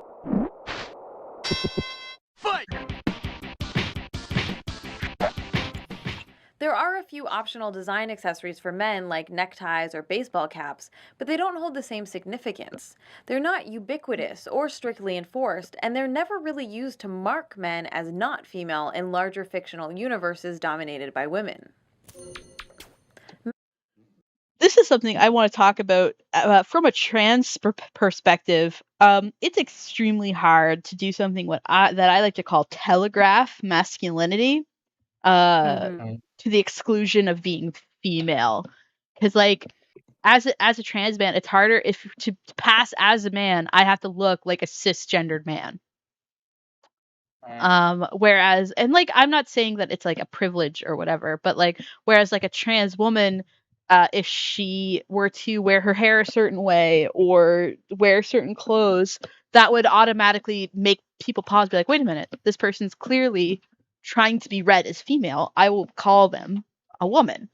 That's in like the people that are absolutely good faith and not trying to misgender anyone. But like trans men, unless they look like a cisgender man, more often than not will never get that privilege. You always have to tell someone that, oh no, I'm a man. Otherwise they will assume that you're a woman, even by people that are approaching the situation in good faith and are otherwise trans accepting and trans friendly. Anyway, sorry, that's just a little piece that I wanted to share, is how this can negatively affect. It can negatively affect certain kinds of men. Mm-hmm. Well, again, like she's saying, like you're saying, like actual genuine male signifiers, they're seen as, oh, that's not male, that's everyone. Yeah. Like a default, it's not female, but it's not male, it's everyone. Yeah. And that can, there's a many different, I mean, like I think that everybody should be able to wear whatever they want, but it does get frustrating sometimes when it's like, I want you to see me as male. I am doing all the things to be seen as male. Why aren't you seeing me as male? Was like a frustration I had a lot when I was younger. Now I'm just like, I'll just wear whatever the fuck I want. And if you don't see me as a man, I don't care. I have nothing to prove to you. But I'm also 32 years old and I've been out of the closet for 14 years. So that's Go ahead. Sorry, remember, kids, every clothes can be gender neutral Yeah. if you stop being a little bitch about it. There we go. Yeah, but like I mean, yeah, that's a for good young, I mentality. think for young trans people especially, they want to they want things that will clearly mark them as the gender that they identify as, you know? Mhm. So they can gendered clothing and stuff can be useful in a way. Yeah, Well, like I mean, for it's a very complex matter, I would say, especially with trans people. If you put like even trans people in the argument too, Yeah, exactly. it becomes it just becomes because like oh my god, gender affirmation and like also wanting to like tear down some stereotypes is really hard doing at the same time. Well, it's like as a cis person, like I get the benefit of like I wear very gender neutral clothes. I'm wearing scrubs right now, but like I really don't have to worry about my gender not being assumed. Like I never had to worry about that. Yeah. And like that's not fair. Yeah. So I understand the want to kind of like go into like some more, let me make it entirely clear so there's no if and or buts. Like I want you to know what I am. Like, somebody's asking if can- the stream just ended. Okay. What? Did it? I don't think so. No. Okay, yeah, it's still live. Don't have. But that looks like it might be on your end, Rosa and Jermaine, or Wilkins Yeah. Coffee. Never mind, I don't know who I'm talking about. All right. Can I just do my quick story of Yeah. That's a Woman? Yes. So these kids at work asked me how old I had to be to work. Like they had to be to work at wherever I had to work. And when I answered, they turned to their friend and screamed, "That's a woman!" Because my voice is a dead giveaway. And it's like, what? Who would say that out loud? I can hear you, you know. It's very funny though in hindsight. I've had the kids I've had kids argue with me or like my coworkers about my gender where they'll be talking about me. Like I work with kids, for those of you on the stream that don't know. I work with kids for a living. And there was this one little girl who was talking to one of my coworkers, and my coworker kept on correcting her pronoun use and said like, "Oh no, Krim is a boy, like he him." And the little girl just wouldn't believe my coworker. It's like, no, the coworker's like, no, Aw. like I've known Krim for 2 years. I know, like I know what I'm talking about. And eventually, like when I came over, it's like, hey, Krim, come here. It's like, and then it's like, hey, what are your pronouns? I'm like, he, him, I'm a boy. And the little girl just stared at me dumbfounded. And this is not like a little girl. She was like 12 or 13. So, what the heck is going on here? I mean, I had like some little kids at school. Basically, like they were going, they were like a little back and forth. Like, no, that's clearly a boy. No, that's a girl. Like, have you seen the hair? That's a girl. And like, okay. It's really weird to witness, honestly. Yeah, especially when it's about yourself. It's like, Yeah, like weird. I guess I'm doing the right gender fuckery. All right, let's play. Maxwell is the hero of the popular Oh. Scribblenauts series. In the fourth game, Scribblenauts Unlimited, we're introduced to his twin sister Lily, who's basically a feminized copy of Maxwell. The two are That's his identical sister. except for a series of gendered signifiers designed to mark her as female. In the game, we learn that Lily is one of 42 children. All 41 of the other siblings are male, and all have some trait or interest associated with their name that serves to define their personality. There's Artie the artist, Buzz the astronaut, Glum the emo rocker, and so on and so forth, and all are unlockable and playable during the course of the game. By contrast, Wait, what? Lily's personality unlocked. Are they really all male? Yeah, they're all guys. Yeah, I played the game, yeah. Yeah, me playable yeah. during the course of I the feel game. bad for their mother. My God.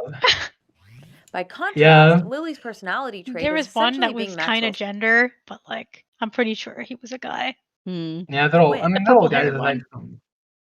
She has no associated interest or hobby other than being the female version of the game's hero. In addition to being a Ms. Male character, Lily is also a particularly pronounced example of another related trope called the Smurfette principle. The term was coined back in 1991 by feminist author Katha Pollitt, and is of course named after the only female Smurf in Smurfville. The Smurfette principle is the tendency for a piece of media to include only one woman in an ensemble of male characters. The trope is a pervasive problem in video games, manifesting as... Oh my god, Zoe from Left 4 Dead. Dude, like, she doesn't even look like the rest of them. What the heck? Okay, no, that's funny. That's like straight up just funny. What is that? I actually, I don't know if I have this particular copy of Army Men, but I have 2 Army Men games. One is they're both on Nintendo 64. And sorry, my nose is bothering me. I've been muting because of it. The ladies look like that in the game too. Like they're gasified soldiers.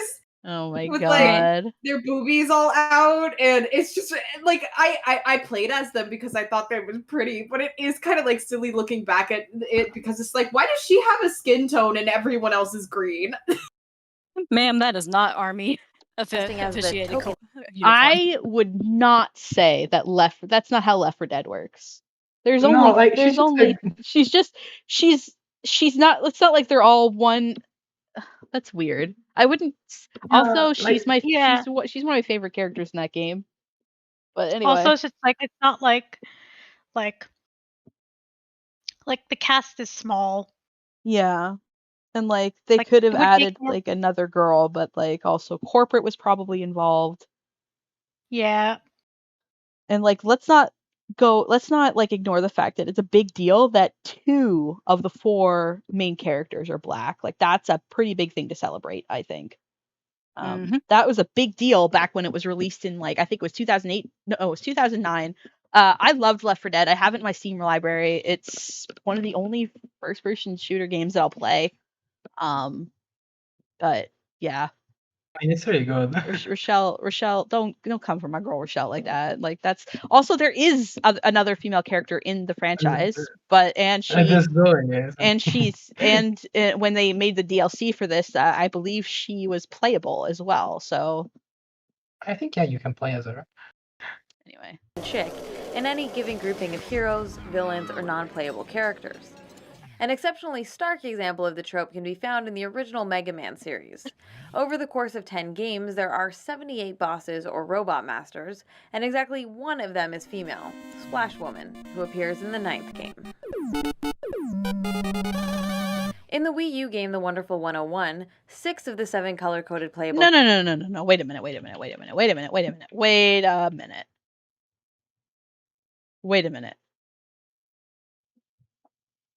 minute. Isn't Roll? I'm not a big Mega Man person, but like, isn't Roll also female? Am I crazy? Penguin's like, hello, I've been waiting for you. Oh, that's just, yeah. Oh, yeah.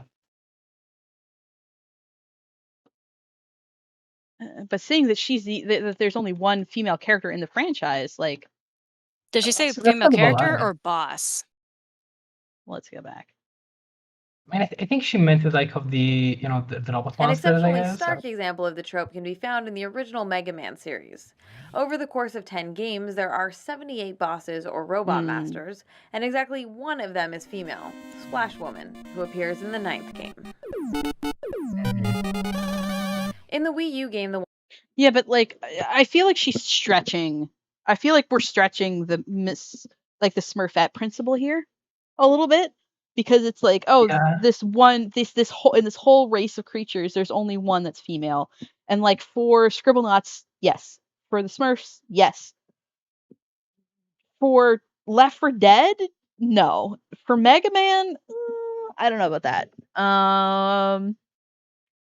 Female Mega Man characters. Yeah, there's a bunch of female characters in Mega Man. Just So, like only 1 is a boss? I guess. Yeah, maybe only 1 is a boss, or... And like, how many were playable at the time this was written? Yeah, that's also true. But it's just, I wouldn't call that I mean, there's a problem there, but I don't know if I'd call that the Smurfette principle. It's still a problem, but I'm not sure that I would. Hold on, let me see. Mega Man Legends.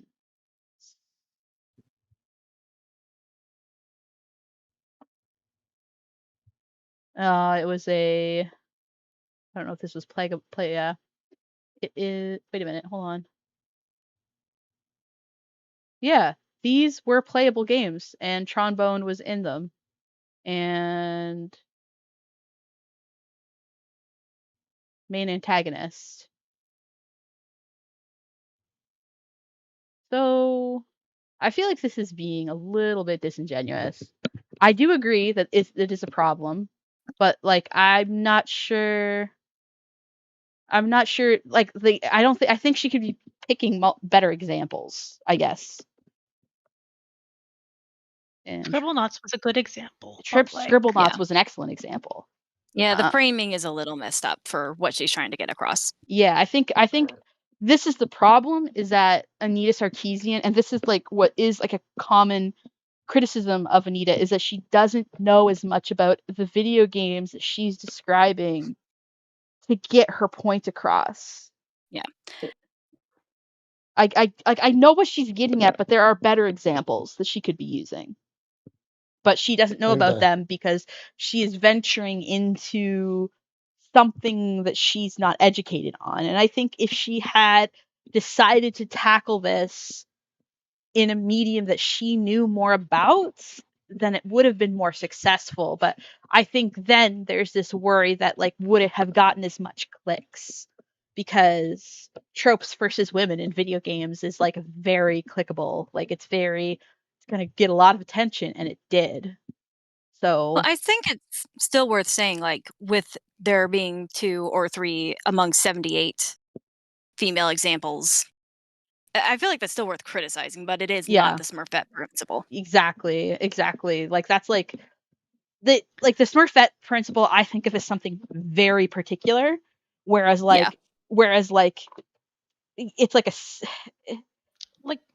I feel like the Smurfette principle is more evident when it's like an all male species and it's one female. That is what it is. Yeah, like a species, not like the cast is small and one happens to be a woman. Yeah, I think but I mean like Mega Man. Left 4 Dead was an awful. Yeah, that was a weird one. Yeah, Mega Man is his role is a main character. Like she is pretty well beloved in the Mega Man franchise, for example, and Trombone is one of the favorite villains. So like it's weird. It's just, I would not have picked Mega Man as an example of this. Wendy, I think, was a better example of this. She is the only female Koopa other than Kamek, not Kamek, but the Cammy, who is a Magic Koopa and could be argued as like a slightly different like subspecies. But we only see one female Koopa. There's also Coop's girlfriend. Oh, right. Yeah, there's Koopas in the Paper Mario games. Right, my Paper bad. Mario is different. Yeah, Paper Mario is a little bit different because we see Koi Cat says trying to pick prime examples of issues and have them be part of pop culture or currently popular is hard. She's coming to the right conclusions with the wrong reasons. Yeah, absolutely. Yeah. A fairer critique could have been like the female characters not being playable or only being a few among many male playable characters. I like the idea of a token girl in all male species and also the opposite to as like a trans allegory thing. Cammy Koopa. Cammy Koopa, trans icon. Weirdly enough, the only example of the Smurfette thing that I can think of is the other way around, with Toho Project, where there's only one male named character. Yeah. Ooh, you want to Steven Universe. Steven is very cute. Steven and his universe. Steven Universe mention. Even Well, yes, but also mentioned- no, because there's Greg. Yeah. Yeah, that's Don't throw my boy Greg out. But he's not a gym, is the thing. But yeah, like you know, Steven is the only I mean, but male neither gem. is Connie. But he's still technically a part of the Crystal Gems. yeah, but like we're talking about the species, right? like the species, yeah. Specifically, like Oh, people with from a species perspective. Okay, yeah, then yeah, definitely Steven. It's like, wait, Because then if there's like other Steven is the only like explicit character who is a gem that uses he him pronouns. We can talk about the I mean, gender this non-conforming kind of fusion stuff that goes stuff. on all the time, but all the gems Mhm. use she her pronouns. So Technically, the there's like only- Rainbow Quartz the 2.0 only- that uses he they, but that's not true. a That's thing. true. Gwen, were you going to say something? I was going to point that out as well. The Rainbow Quartz 2.0. Yes. All right, I'm going to play again.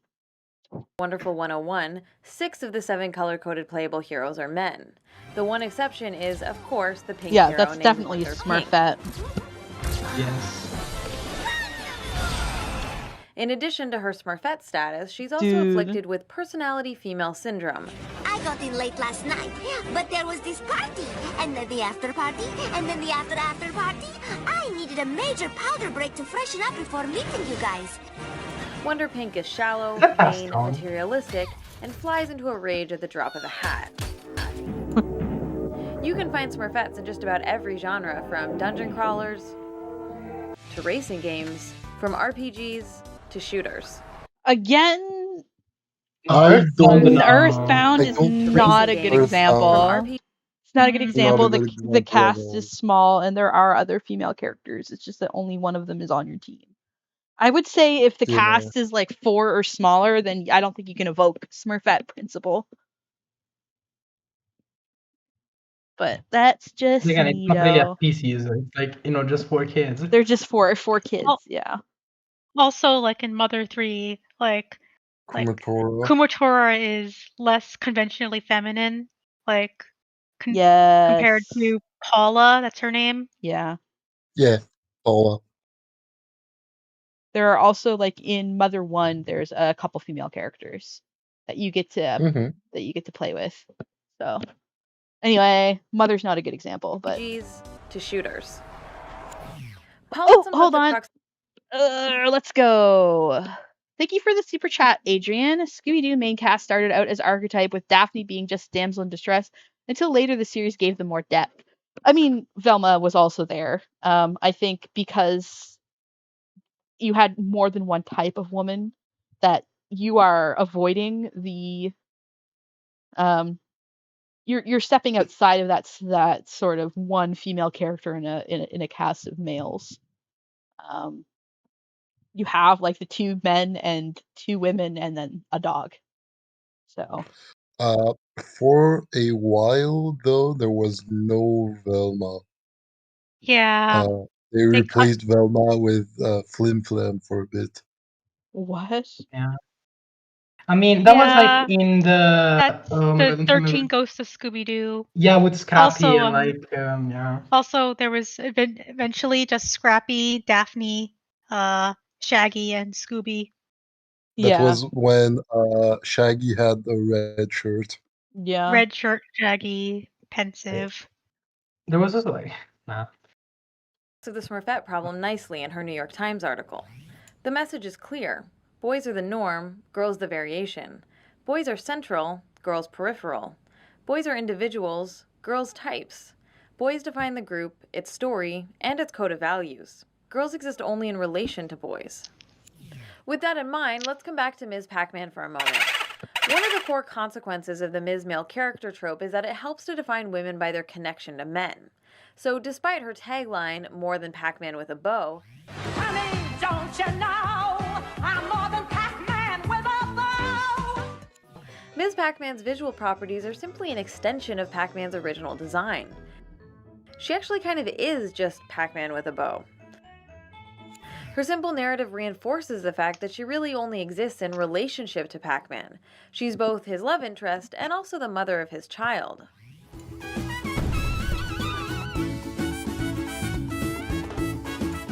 Dixie Kong is the female variant. I don't like this one.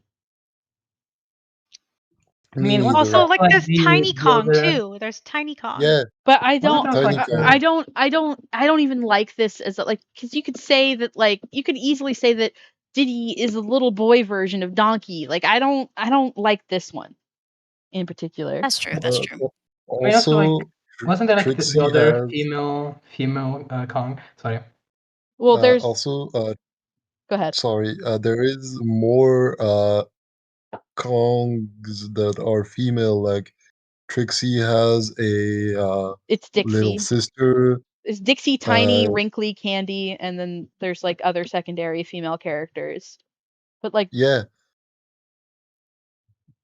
you know, like there are, granted, there are more male characters, but I would not, again, like, I don't know if this is a good example of the Smurfette principle, because not only are there more female characters, there's they all are pretty different from one another. You've got like an older woman, you've got like Dixie, who's kind of like this cute girl character. You've got Tiny's Tiny, who is a Tiny's tomboy, and you've got Candy, who is sort of more that like sexy female character archetype. she's DK's girlfriend. DK's girlfriend, on and, well, you know, arguably, like, seems to be on and off again. Yeah.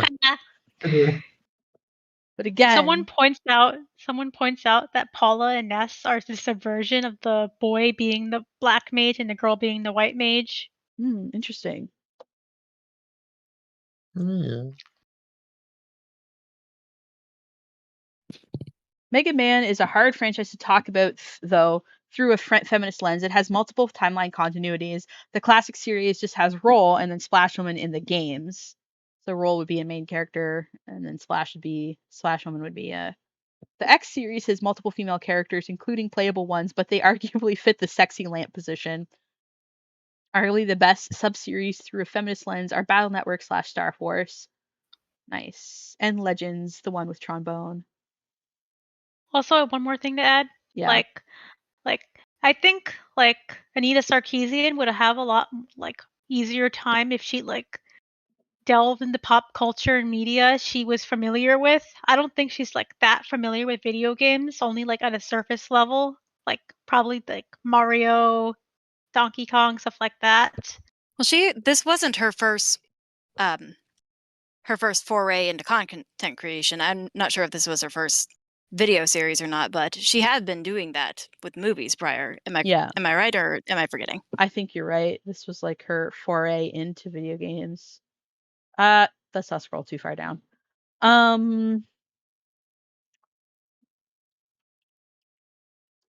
Looks like she's covering movies now, like Furiosa.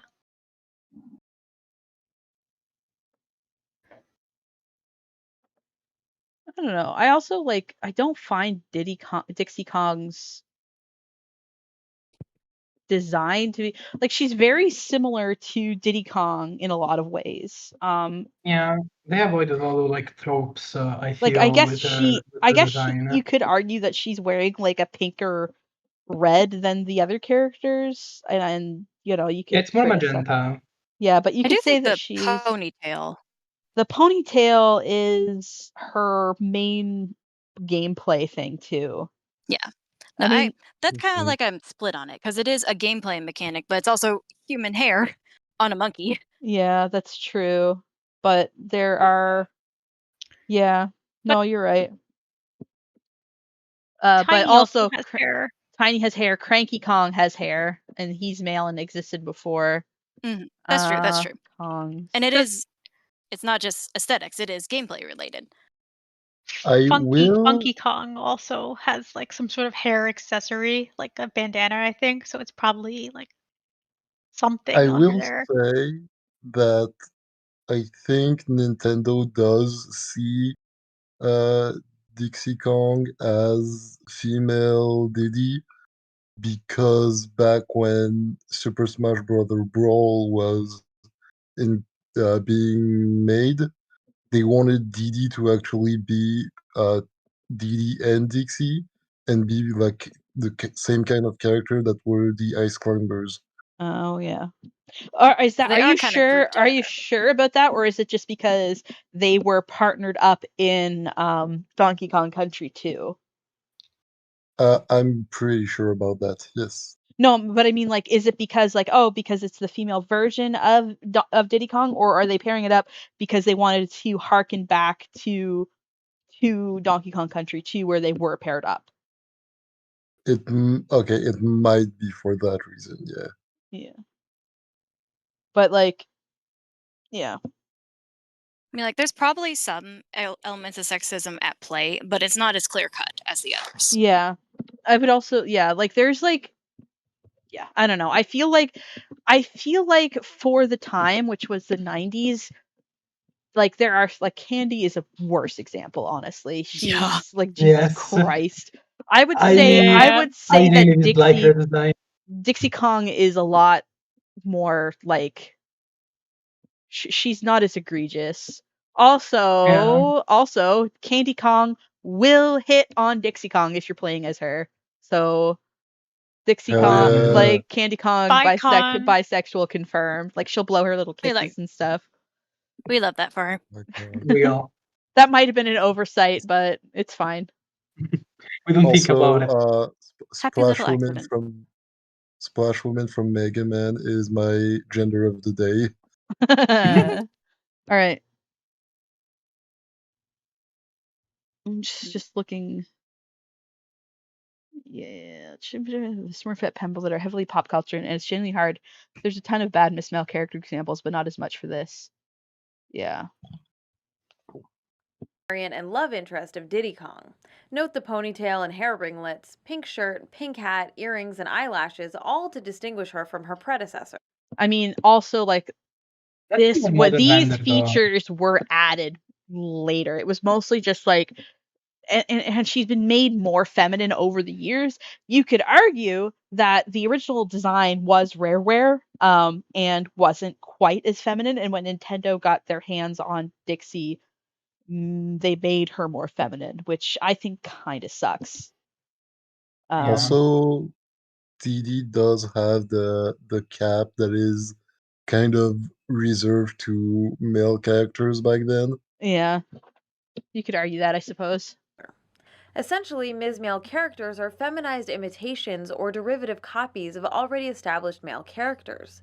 They exist only because of and in relationship to their Yeah, male like that's what she used to In look that like. trend, And there's like a lot you can say, like she doesn't have, like she does have like the blonde ponytail and ringlets, but like they have like a very similar face shape. Like Do you want these slippers? that I have they're on my not feet? like, she doesn't fall into the trap of having those like delicate little feet in high heels that like a lot of Okay, Even the female body characters type, have. even the body type. Mhm, Their but you only body have type one, is the so you same. can It's just only like their head's been green. swapped out. Mothra, I Mothra, you gotta mute. We're on stream. Oh, I'm so sorry. It said that my okay, of course now it decides to update. It said I was muted. That's why I was talking. I'm so sorry. It's okay. I posted Taranza from Kirby and his queen, formerly So, Sectonia, as before she became a bee. Yeah. I mean, like You it's can just this, barely tell the difference. but the thing that they do decide to differentiate on is the eyelashes, unfortunately. Yeah. So that's interesting. That sucks. Anyway. Counterparts. Ms. Male characters typically aren't given their own distinctive identities and are prevented from being fully realized characters who exist on their own terms.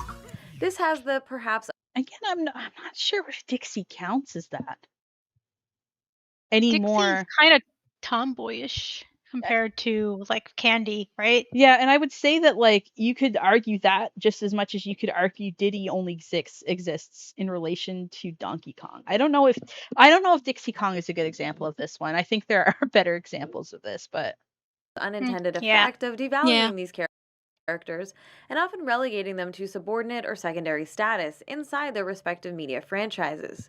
Even again, she is the main character of Donkey Kong Country 3. Just saying. Like she is like she take the whole point, the Donkey Kong Country original series starts with Donkey Kong and Diddy Kong. and then Donkey Kong goes missing. So Diddy Kong and then Dixie Kong, and then Diddy Kong and Donkey Kong go missing. So it's Dixie Kong and Kitty Kong. So there's this progression of like the newbie character coming in ends up being like the primary character in the next game, and Dixie was treated in the same way, for both games, for the same way that that Diddy Kong was treated. You can do this, Krim. I'm fine. But you know what I mean? I just don't think that she's a good example. Yeah. But anyway, I'm sorry. Does anybody maybe I'm being a little bit spicy about that one, because I really like Donkey Kong Country, and Dixie Kong is my favorite playable character. Well, the thing is, I think if like if I feel like by default, if a female character is a main character, that kind of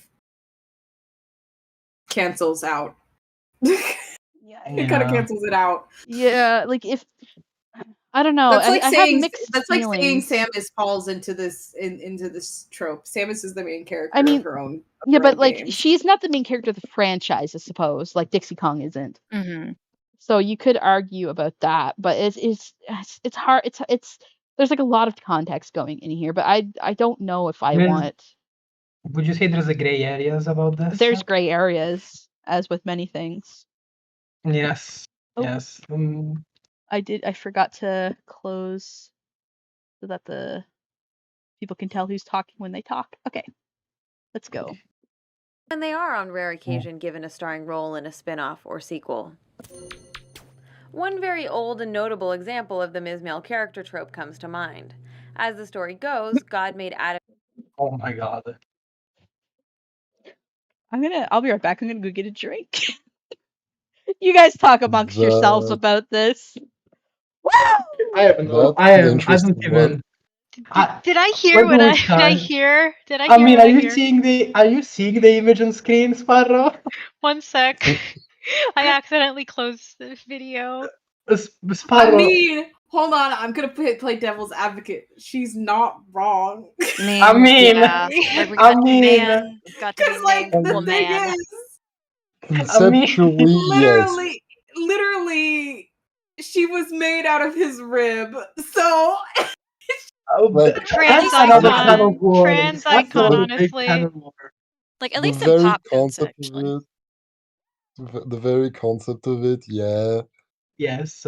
Like there's But, there's some suggestion that like maybe in original text there was the original Adam was supposed to be like essentially non-binary and was split in two. Yeah. But that's not the way most people encounter the story. Yes, yes, that's true. That's very, very, very true.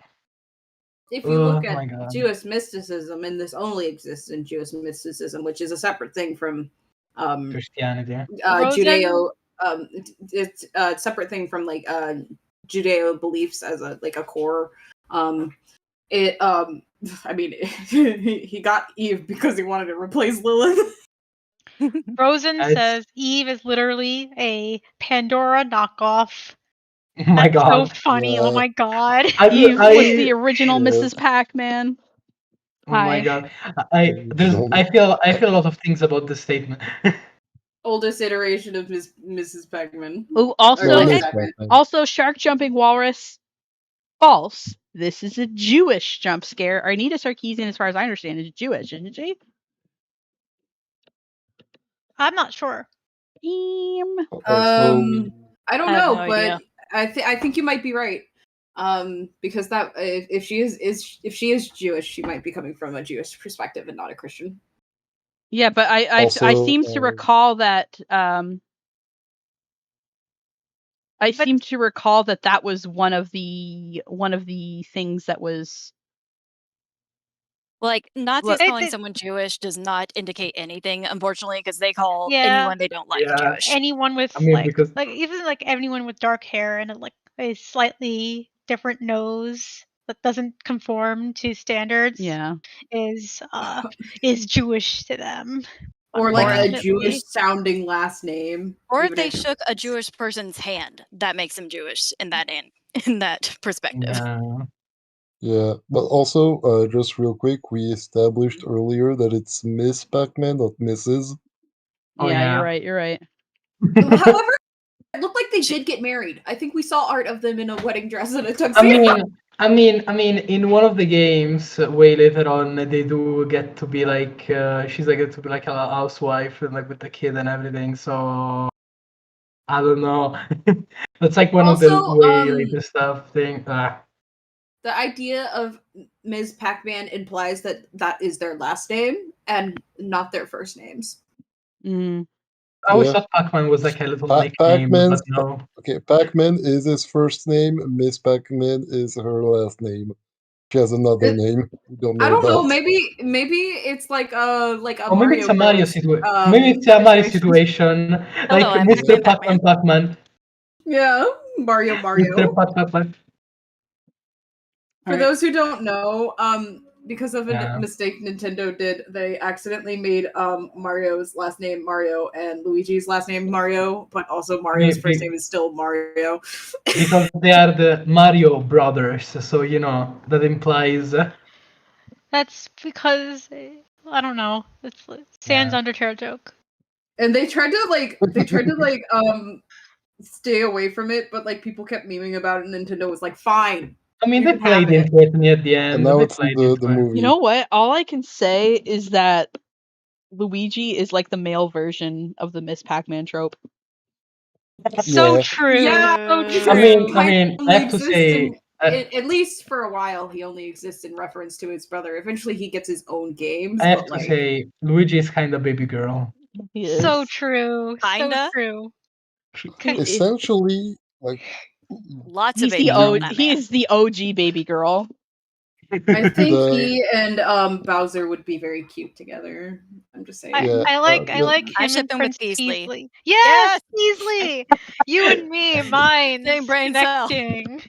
The thing with Luigi, for a while he was essentially the exact same as Mario, and then gameplay wise, the differences that they got didn't come from Mario games. Actually, it came from Super Mario 2, which is actually Doki Doki Panic.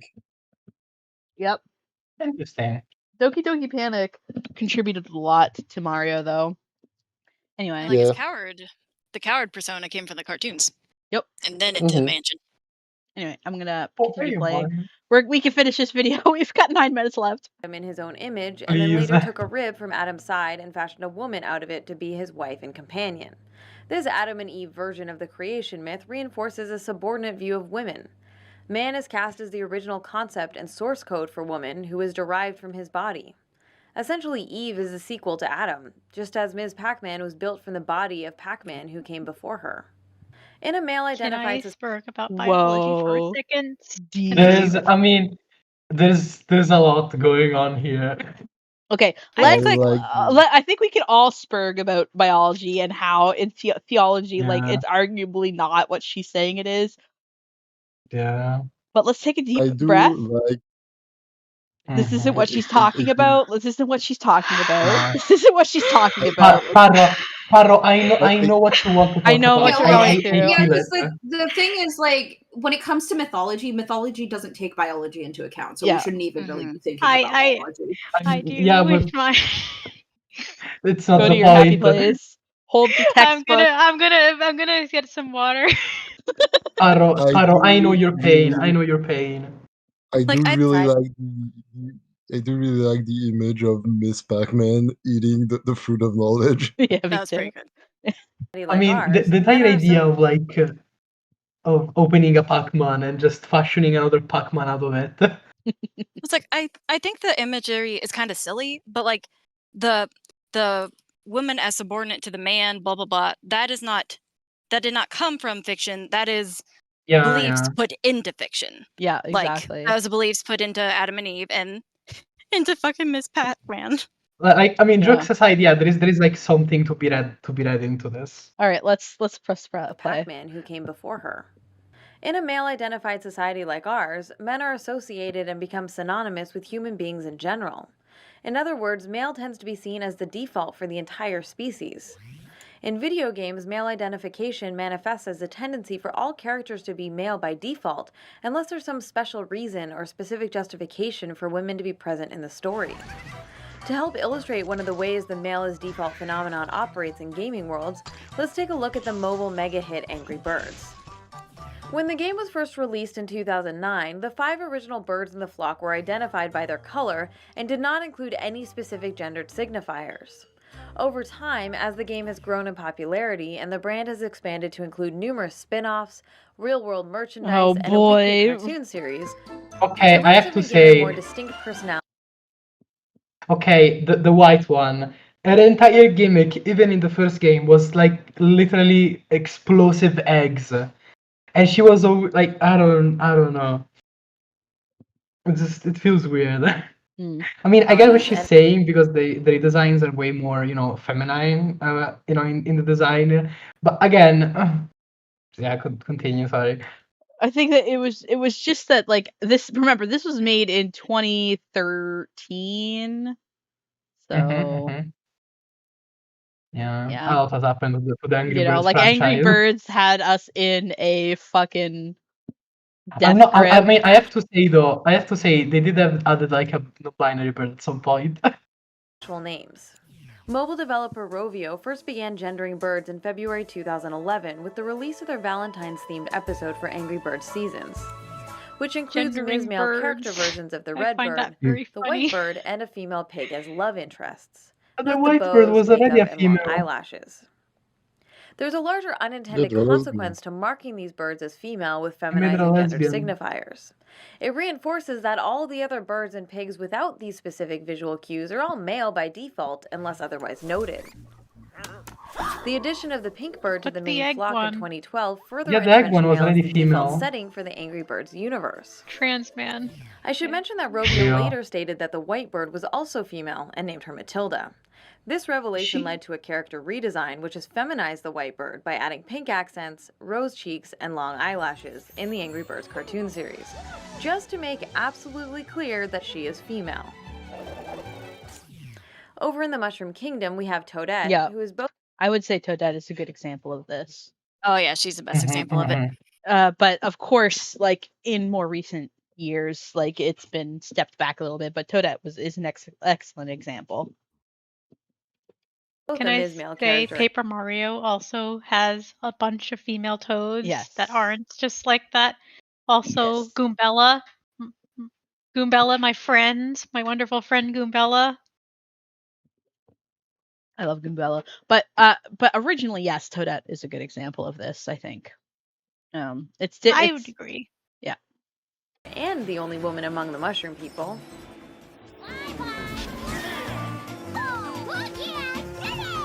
Her introduction to the Mario spin-off games emphasizes the fact that all the other toads in the entire species are male. Both the Smurfette principle and the Ms. Male character tropes create scenarios that reinforce a false dichotomy, wherein male is associated with the norm, while female is associated with a deviation from the norm. Everything we've discussed in this episode thus far has been related to visual design or narrative connection, but there's another way that the Ms. Male character trope can manifest itself, and that is through marketing and promotional materials. A great illustration of this trend can be found in BioWare's highly regarded Mass Effect series. The games offer players a choice between a male or female version of the protagonist, Commander Shepard. Okay, we'll get into that in a second. But I did want to say that a good example, somebody said a good example of this trope being averted is Kazooie from Banjo-Kazooie. Yeah, I love Kazooie. Yeah. She's been oddly feminized in later editions, though, which is weird. And that was also very interesting because it had a female antagonist. Yeah. But that's also another rare title, same as Donkey Kong Country, which is interesting. Because they're rare. Well, they're also like an English company as opposed to a Japanese company. Like, and by English, I mean England. Rare is from the UK. All right. See what they have to say about Shepard. Each with a range of cosmetic customizable options. The female option is well designed, and her overall narrative is nearly indistinguishable from her male counterparts, aside from some of the romance options. However, if we take a step back from the game experience itself and look at the marketing campaigns for the trilogy, we see that the female variant of Shepard is practically non-existent. In mainstream advertising of the franchise, the male commander is used almost exclusively. Okay. Usually the people that make the games are not the ones that are doing the advertising. I just want to say that. I want to put that out there. That is usually a completely different team entirely, and I don't think we should be taking advertisements into the game should be able to stand up on its own. I do think Yeah, that actually, can play into the culture surrounding the game, though. Yes. Like the way it is perceived. I mean, at least the early years, because like give it enough time, and the advertisement is gonna just kind of disappear from people's heads, especially when revisiting the game. Like at least in later years, I would feel.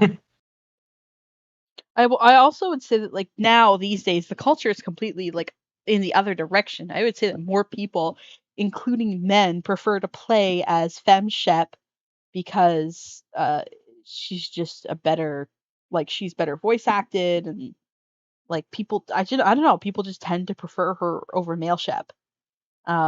So it's interesting. That's an interesting example as well, but of course not one I think that Anita could have predicted at the time. But it's interesting living in a world where Mass Effect is now like a mainstay of that genre, and a big example of like, oh, just pick the female character because her voice lines are acted better and stuff. You know what I mean? Like even my gay ex said that he always picks Femme Shep because she's got better voice acting.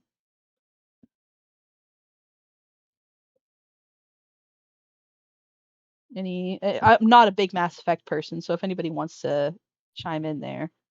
I don't play Mass Effect. Sorry. Neither do I. Just one second.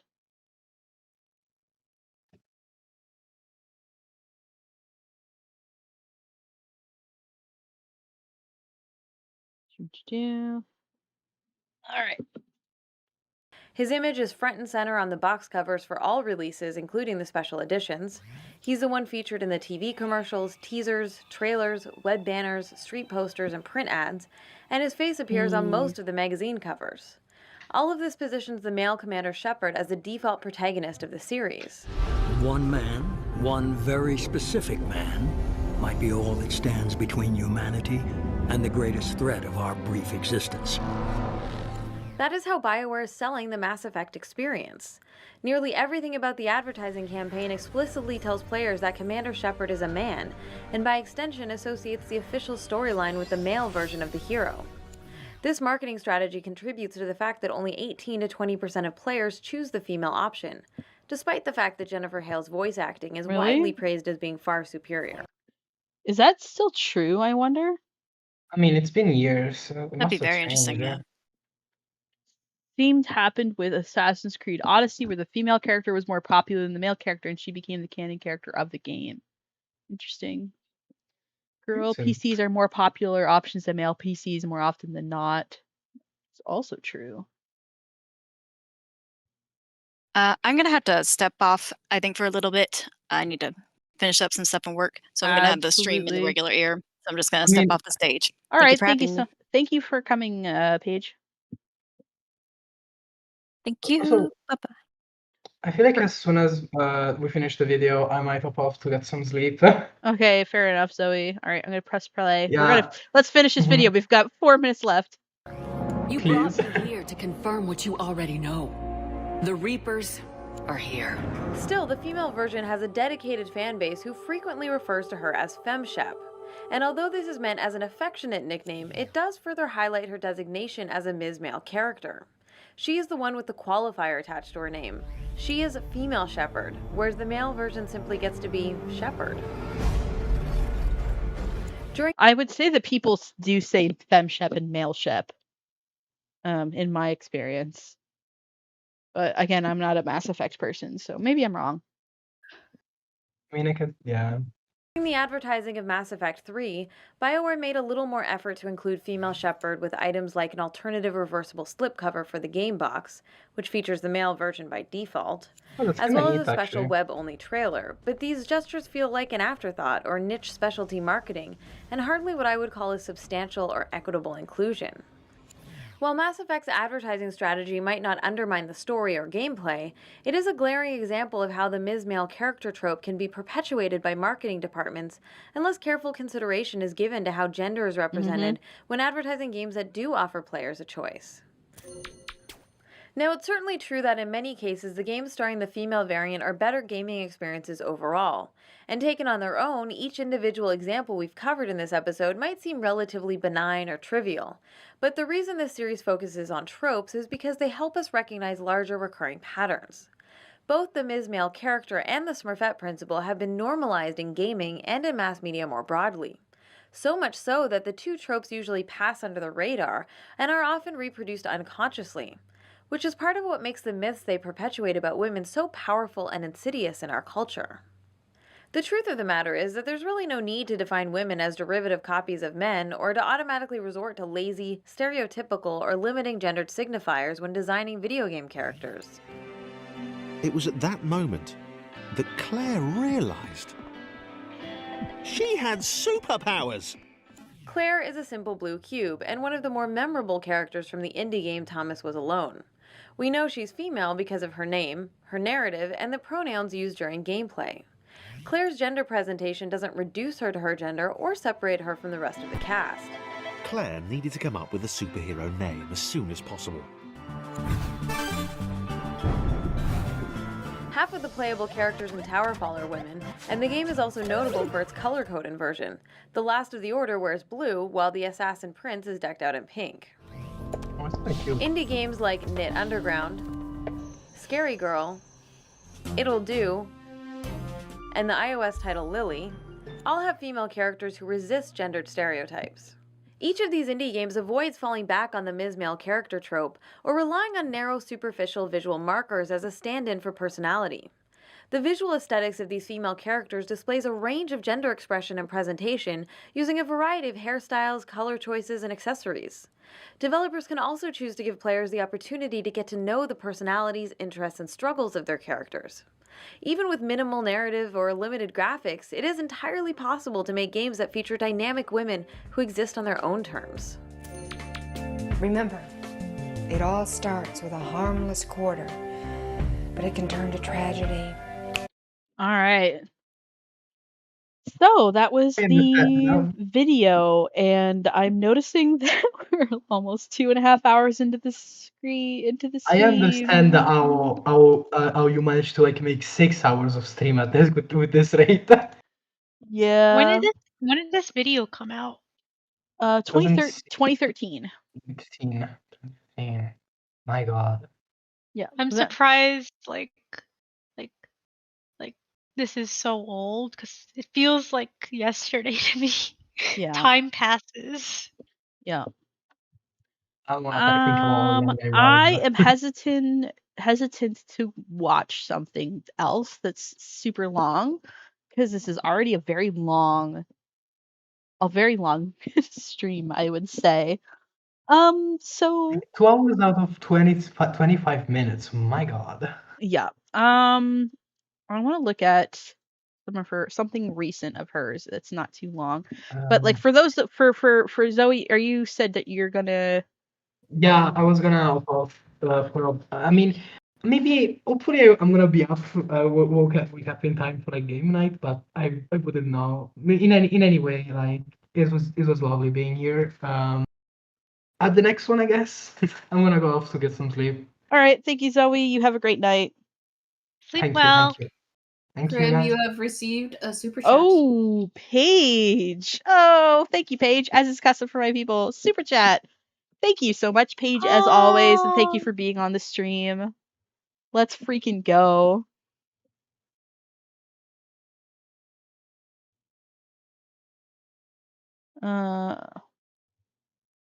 Ooh, somebody says Splatoon is an interesting option because the girl one was the only option at first, and the boy one was added later.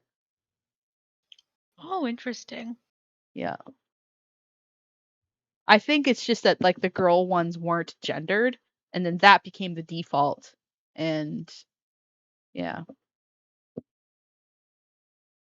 All right. I'm trying to figure out what's a good video to watch. It isn't too long. But it looks like most of them aren't video essays. They're just a lot of like some skits and stuff.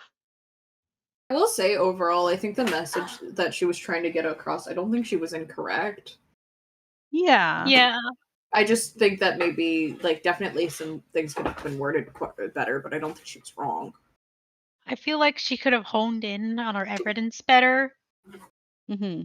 Because, like, it's... And, like, those little, like, indie games she featured were very cute. I think they're very cute. Yeah. I agree. It looks like right now what she's doing is mostly like podcasts and stuff rather than video essays and then little snippets of those podcasts. So I don't know if today's a good day to cover something that's more recent. So yeah, I think that maybe we can talk about the trope a little bit more of Miss Male characters. And oh, there goes the notification for the super chat. And we can kind of pick it apart a little bit. I will say I don't think she's wrong about Mass Effect either, because like I've played the game and I didn't even know you could play as a woman until years after I'd played the game. Interesting. Yeah. Again, it's crazy. Yeah. I don't know. Because like while even if she is more popular right now, the fact of the matter is that she like people didn't even know about her when the game first came out. I wouldn't say that. I would say that it was a pretty well-known thing. I could see how it could be overlooked by certain people, but I wouldn't say that it was unknown. As I recall, it was a pretty big deal for a lot of people.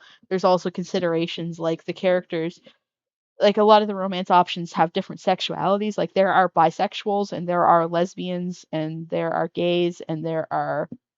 Actually, I don't know if there's any exclusively gay men. But anyway. Time to ask Dr. Google. Maybe in a DLC. But anyway. Yeah, the characters in Mass Effect are not player sexual, which is interesting. I find it like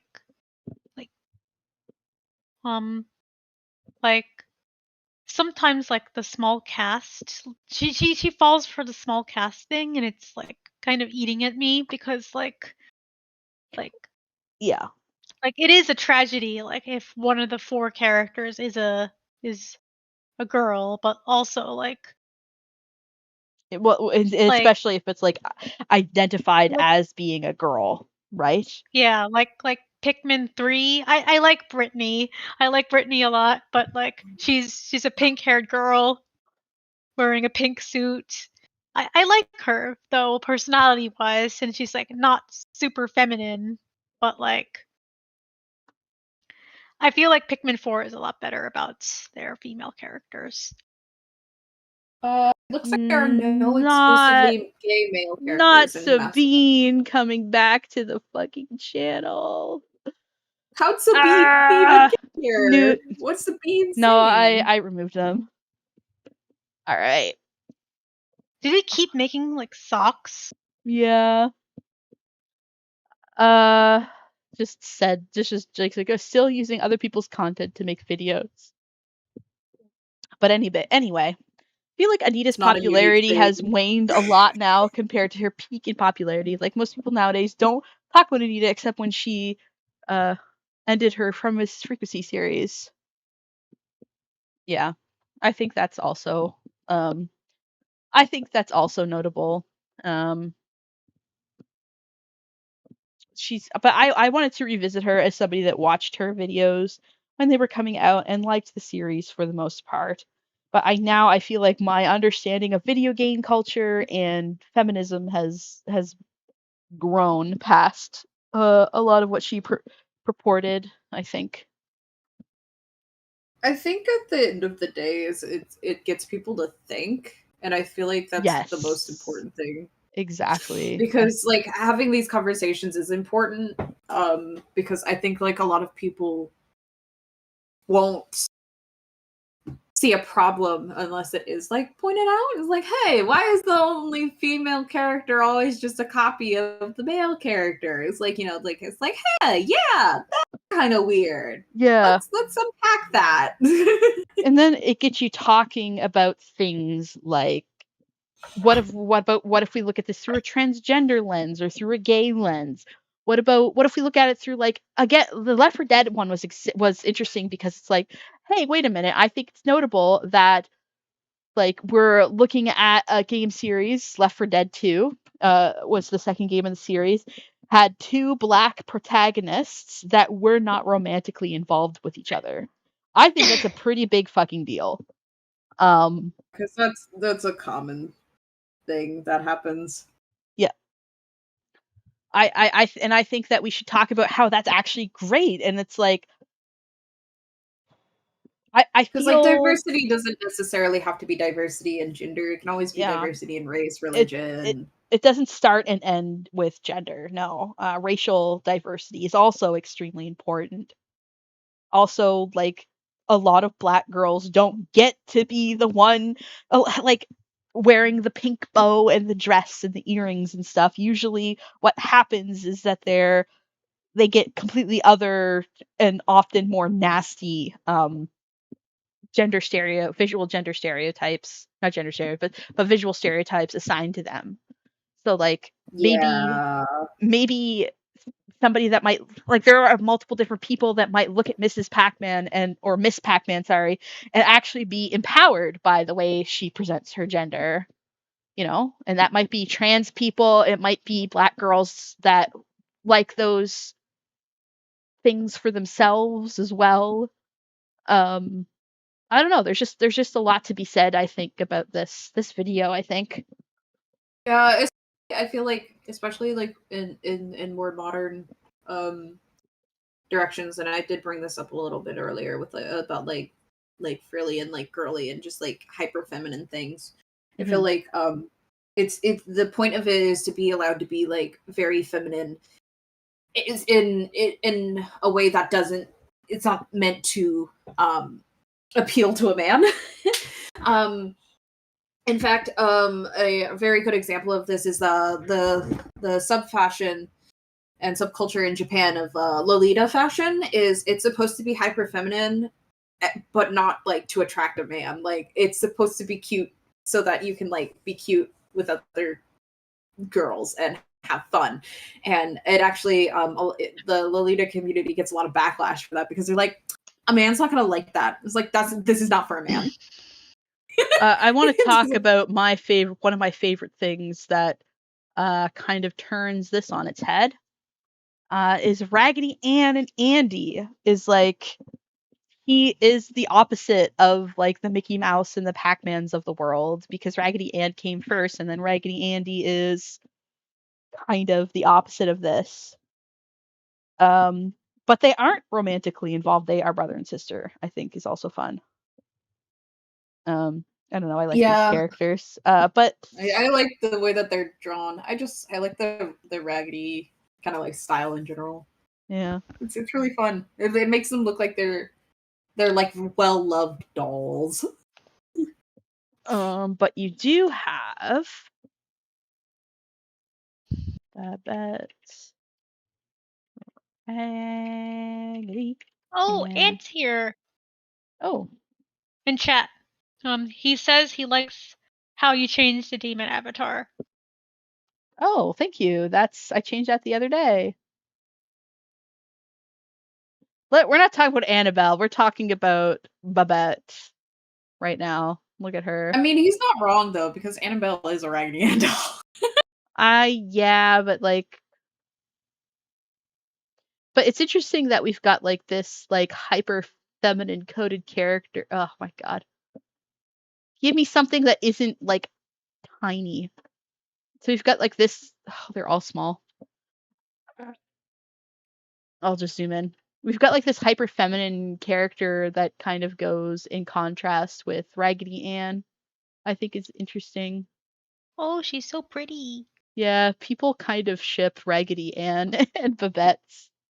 Interesting. That's in my heart. I love this movie. It's so good. We'll have to watch it for movie night one weekend. Also, hi Anthony. I feel like I didn't actually acknowledge your presence. Yeah. I think I don't know. Can you guys think of any like characters that kind of resist this trope that might have come out since 2013? Trying to think. Does it count as the default character for a customizable character as female? What's your example? Pikmin 4. Pikmin? Also, the Pikmin 4, yep. Oh yeah, I love Pikmin 4. The captain defaults, and the advertisements all have the little redhead, tiny little chunky girl, super cute, and Shepherd is very cool. I love her. I don't think that I think it's kind of an Animal Crossing situation. I don't think there is like a male or female. I think you just pick different accessories, and some of them are male coded and some of them are female coded. Yeah, they really went to a different direction with Animal Crossing. I kind of like it, but like some people don't like it, I guess. I like the gender neutrality of it. Anthony says, what about Appreciate it. Pokemon? The protagonists. Like they went from style, they went from are you a boy or a girl to style. What do you look like? Yeah. And I would say that they started off as like blue or not blue, but red and gold as being like the only options, and they were both male. And then in Crystal, they started being like, okay, well, like let's make it you can be either or, but it was still mostly the male characters in well, I guess the selling point for Crystal was that you could play as female, but for the most part in Gen 2, Gold is considered the default character. But I think after that, they did a really good job of treating both genders pretty equally. And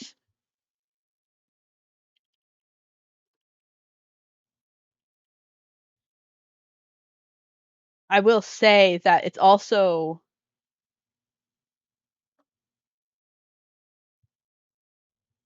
Ooh, Paige, another donation.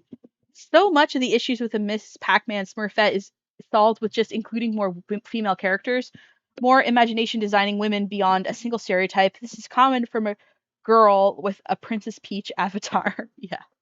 To be fair, Super Princess Peach is a good game. And that's from Super Princess Peach, I believe. The little wink. Yeah, I think so. Yeah, that is a I'm Super very Princess excited. Peach image. It's a good game. It's such a I'm good very game. excited to see what they do with the new Zelda game. Yeah, I am so excited for that, and I feel like it's a long time coming. I feel like as it went on, Pokemon's protagonists get more diverse in design over on Reddit. Yeah, I agree with that, but it's just like overall Pokemon in general, like it's like the environment and like the world becomes more diverse in general. Because they don't really just hide this for a second. They don't really stray away from like pulling from other cultures in a way that's respectful. Oh, here we go. Yeah, these are the same images, right? But like I would say something interesting with this is that like in a lot of cases, like you don't just have like, oh, this is this character, but with a bow, like they're clearly two different characters. Like Ethan, separate people. What were you gonna say, Sparrow? Oh, I was gonna say like they have like similar like design like core elements, but like look different enough that they don't have the same face and the same posture, the same like style. They're different, And Yeah. like especially in the customizable outfit ones, like an XY, I think what else? Not Scarlet Violet, Sword and Shield. They're like it's fun, but also the males have less of options too, which is unfortunate. Yeah. Yes, Anthony, the skin tone is customizable in later games.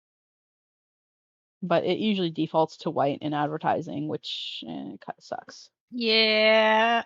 Aw, this list only goes as far as X and Y. Ugh. The thing I really like Here's about the rest Animal of them. Crossing, You see, like some of them, the design, they're not even especially masculine or feminine. Some of them, like look at these ones, which I think are the Alola Ultra game. Sun, Ultra Moon, Ultra Sun, Ultra Moon. Yeah, they look very. I mean, there's still some masculine and feminine details, but there's no. I mean, I guess there's a bow there, but I don't know. I just think that this does a very good job of resisting that, especially as the games go on.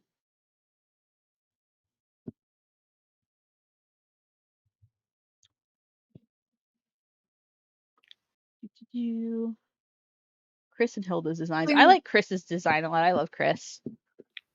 I honestly, Lyra from Heart Gold Soul Silver, I do not like her design.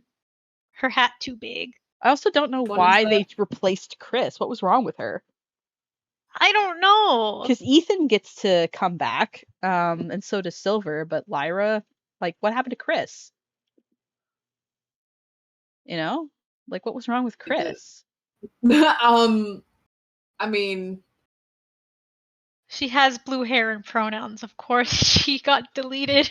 I will say there's definitely her hair is definitely in a style. Like Lyra's hair is in a very similar style, you could argue. Yeah. I would say that like Lyra is also more feminine in a lot of ways. But that's just me though. This looks sporty. Yeah, I don't know. I've always preferred Chris to Lyra, but that's just me. I agree with you. One day I'll play a Pokemon game. That's not Pokemon Snap for the Nintendo 64. Do you have a Nintendo Switch? They have Pokemon Snap for that too. Yeah. It's very cute. It'd be really funny if the only Pokemon games I've ever played were the 2 Pokemon Snap games. Also, I'm sorry, but what, like the Pokemon Pro tag for Gen 3? What's his yee ass hat? Like, what the fuck are you wearing, dude? What is that? What is his hat? He's wearing a do-rag. He's wearing a do-rag. Okay, I'm sorry. At least that's what it looks like to me. It might not be, but I'm gonna say that's what it is. I mean, like, too much of his hair is sticking out for it to be a do-rag, I think. He's poorly wearing a do-rag. He's not doing a good job. My boy is appropriating Black culture badly. He saw a rapper on TV once and was like, "Oh my god, that's amazing," but he never figured out how to actually put it on. Oh my god. All right.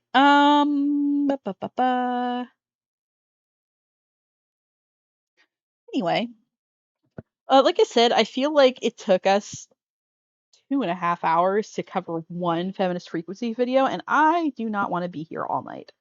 So I think we're going to leave it at that. Fair. We might cover more videos of hers at a later date, but I think for now, I think it was really interesting to kind of take a peek back at 2013 and the way that like we kind of looked at like feminism in regards to video games back then. I think what happened to Gwen? Did Gwen die? Gwen might have muted and fallen asleep. I'm not sure. Bless her. But yeah, I think for now we're gonna start wrapping it up.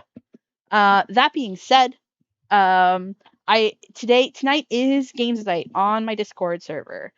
If you are interested in being a part of Games Night, I made a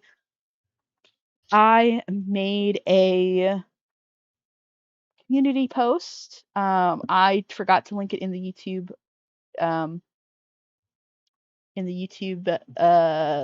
doobly-doo, the description. So you'll have to go over to my community page to get the link to the Discord server.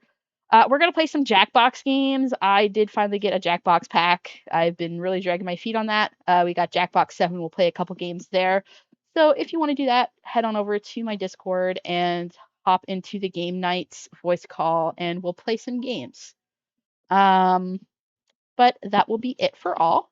I'm going to hop off this voice chat, so I will talk to you, Sparrow and Mothra, later.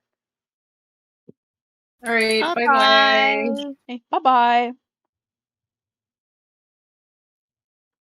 All right, if you could like and subscribe to my channel, that would be great.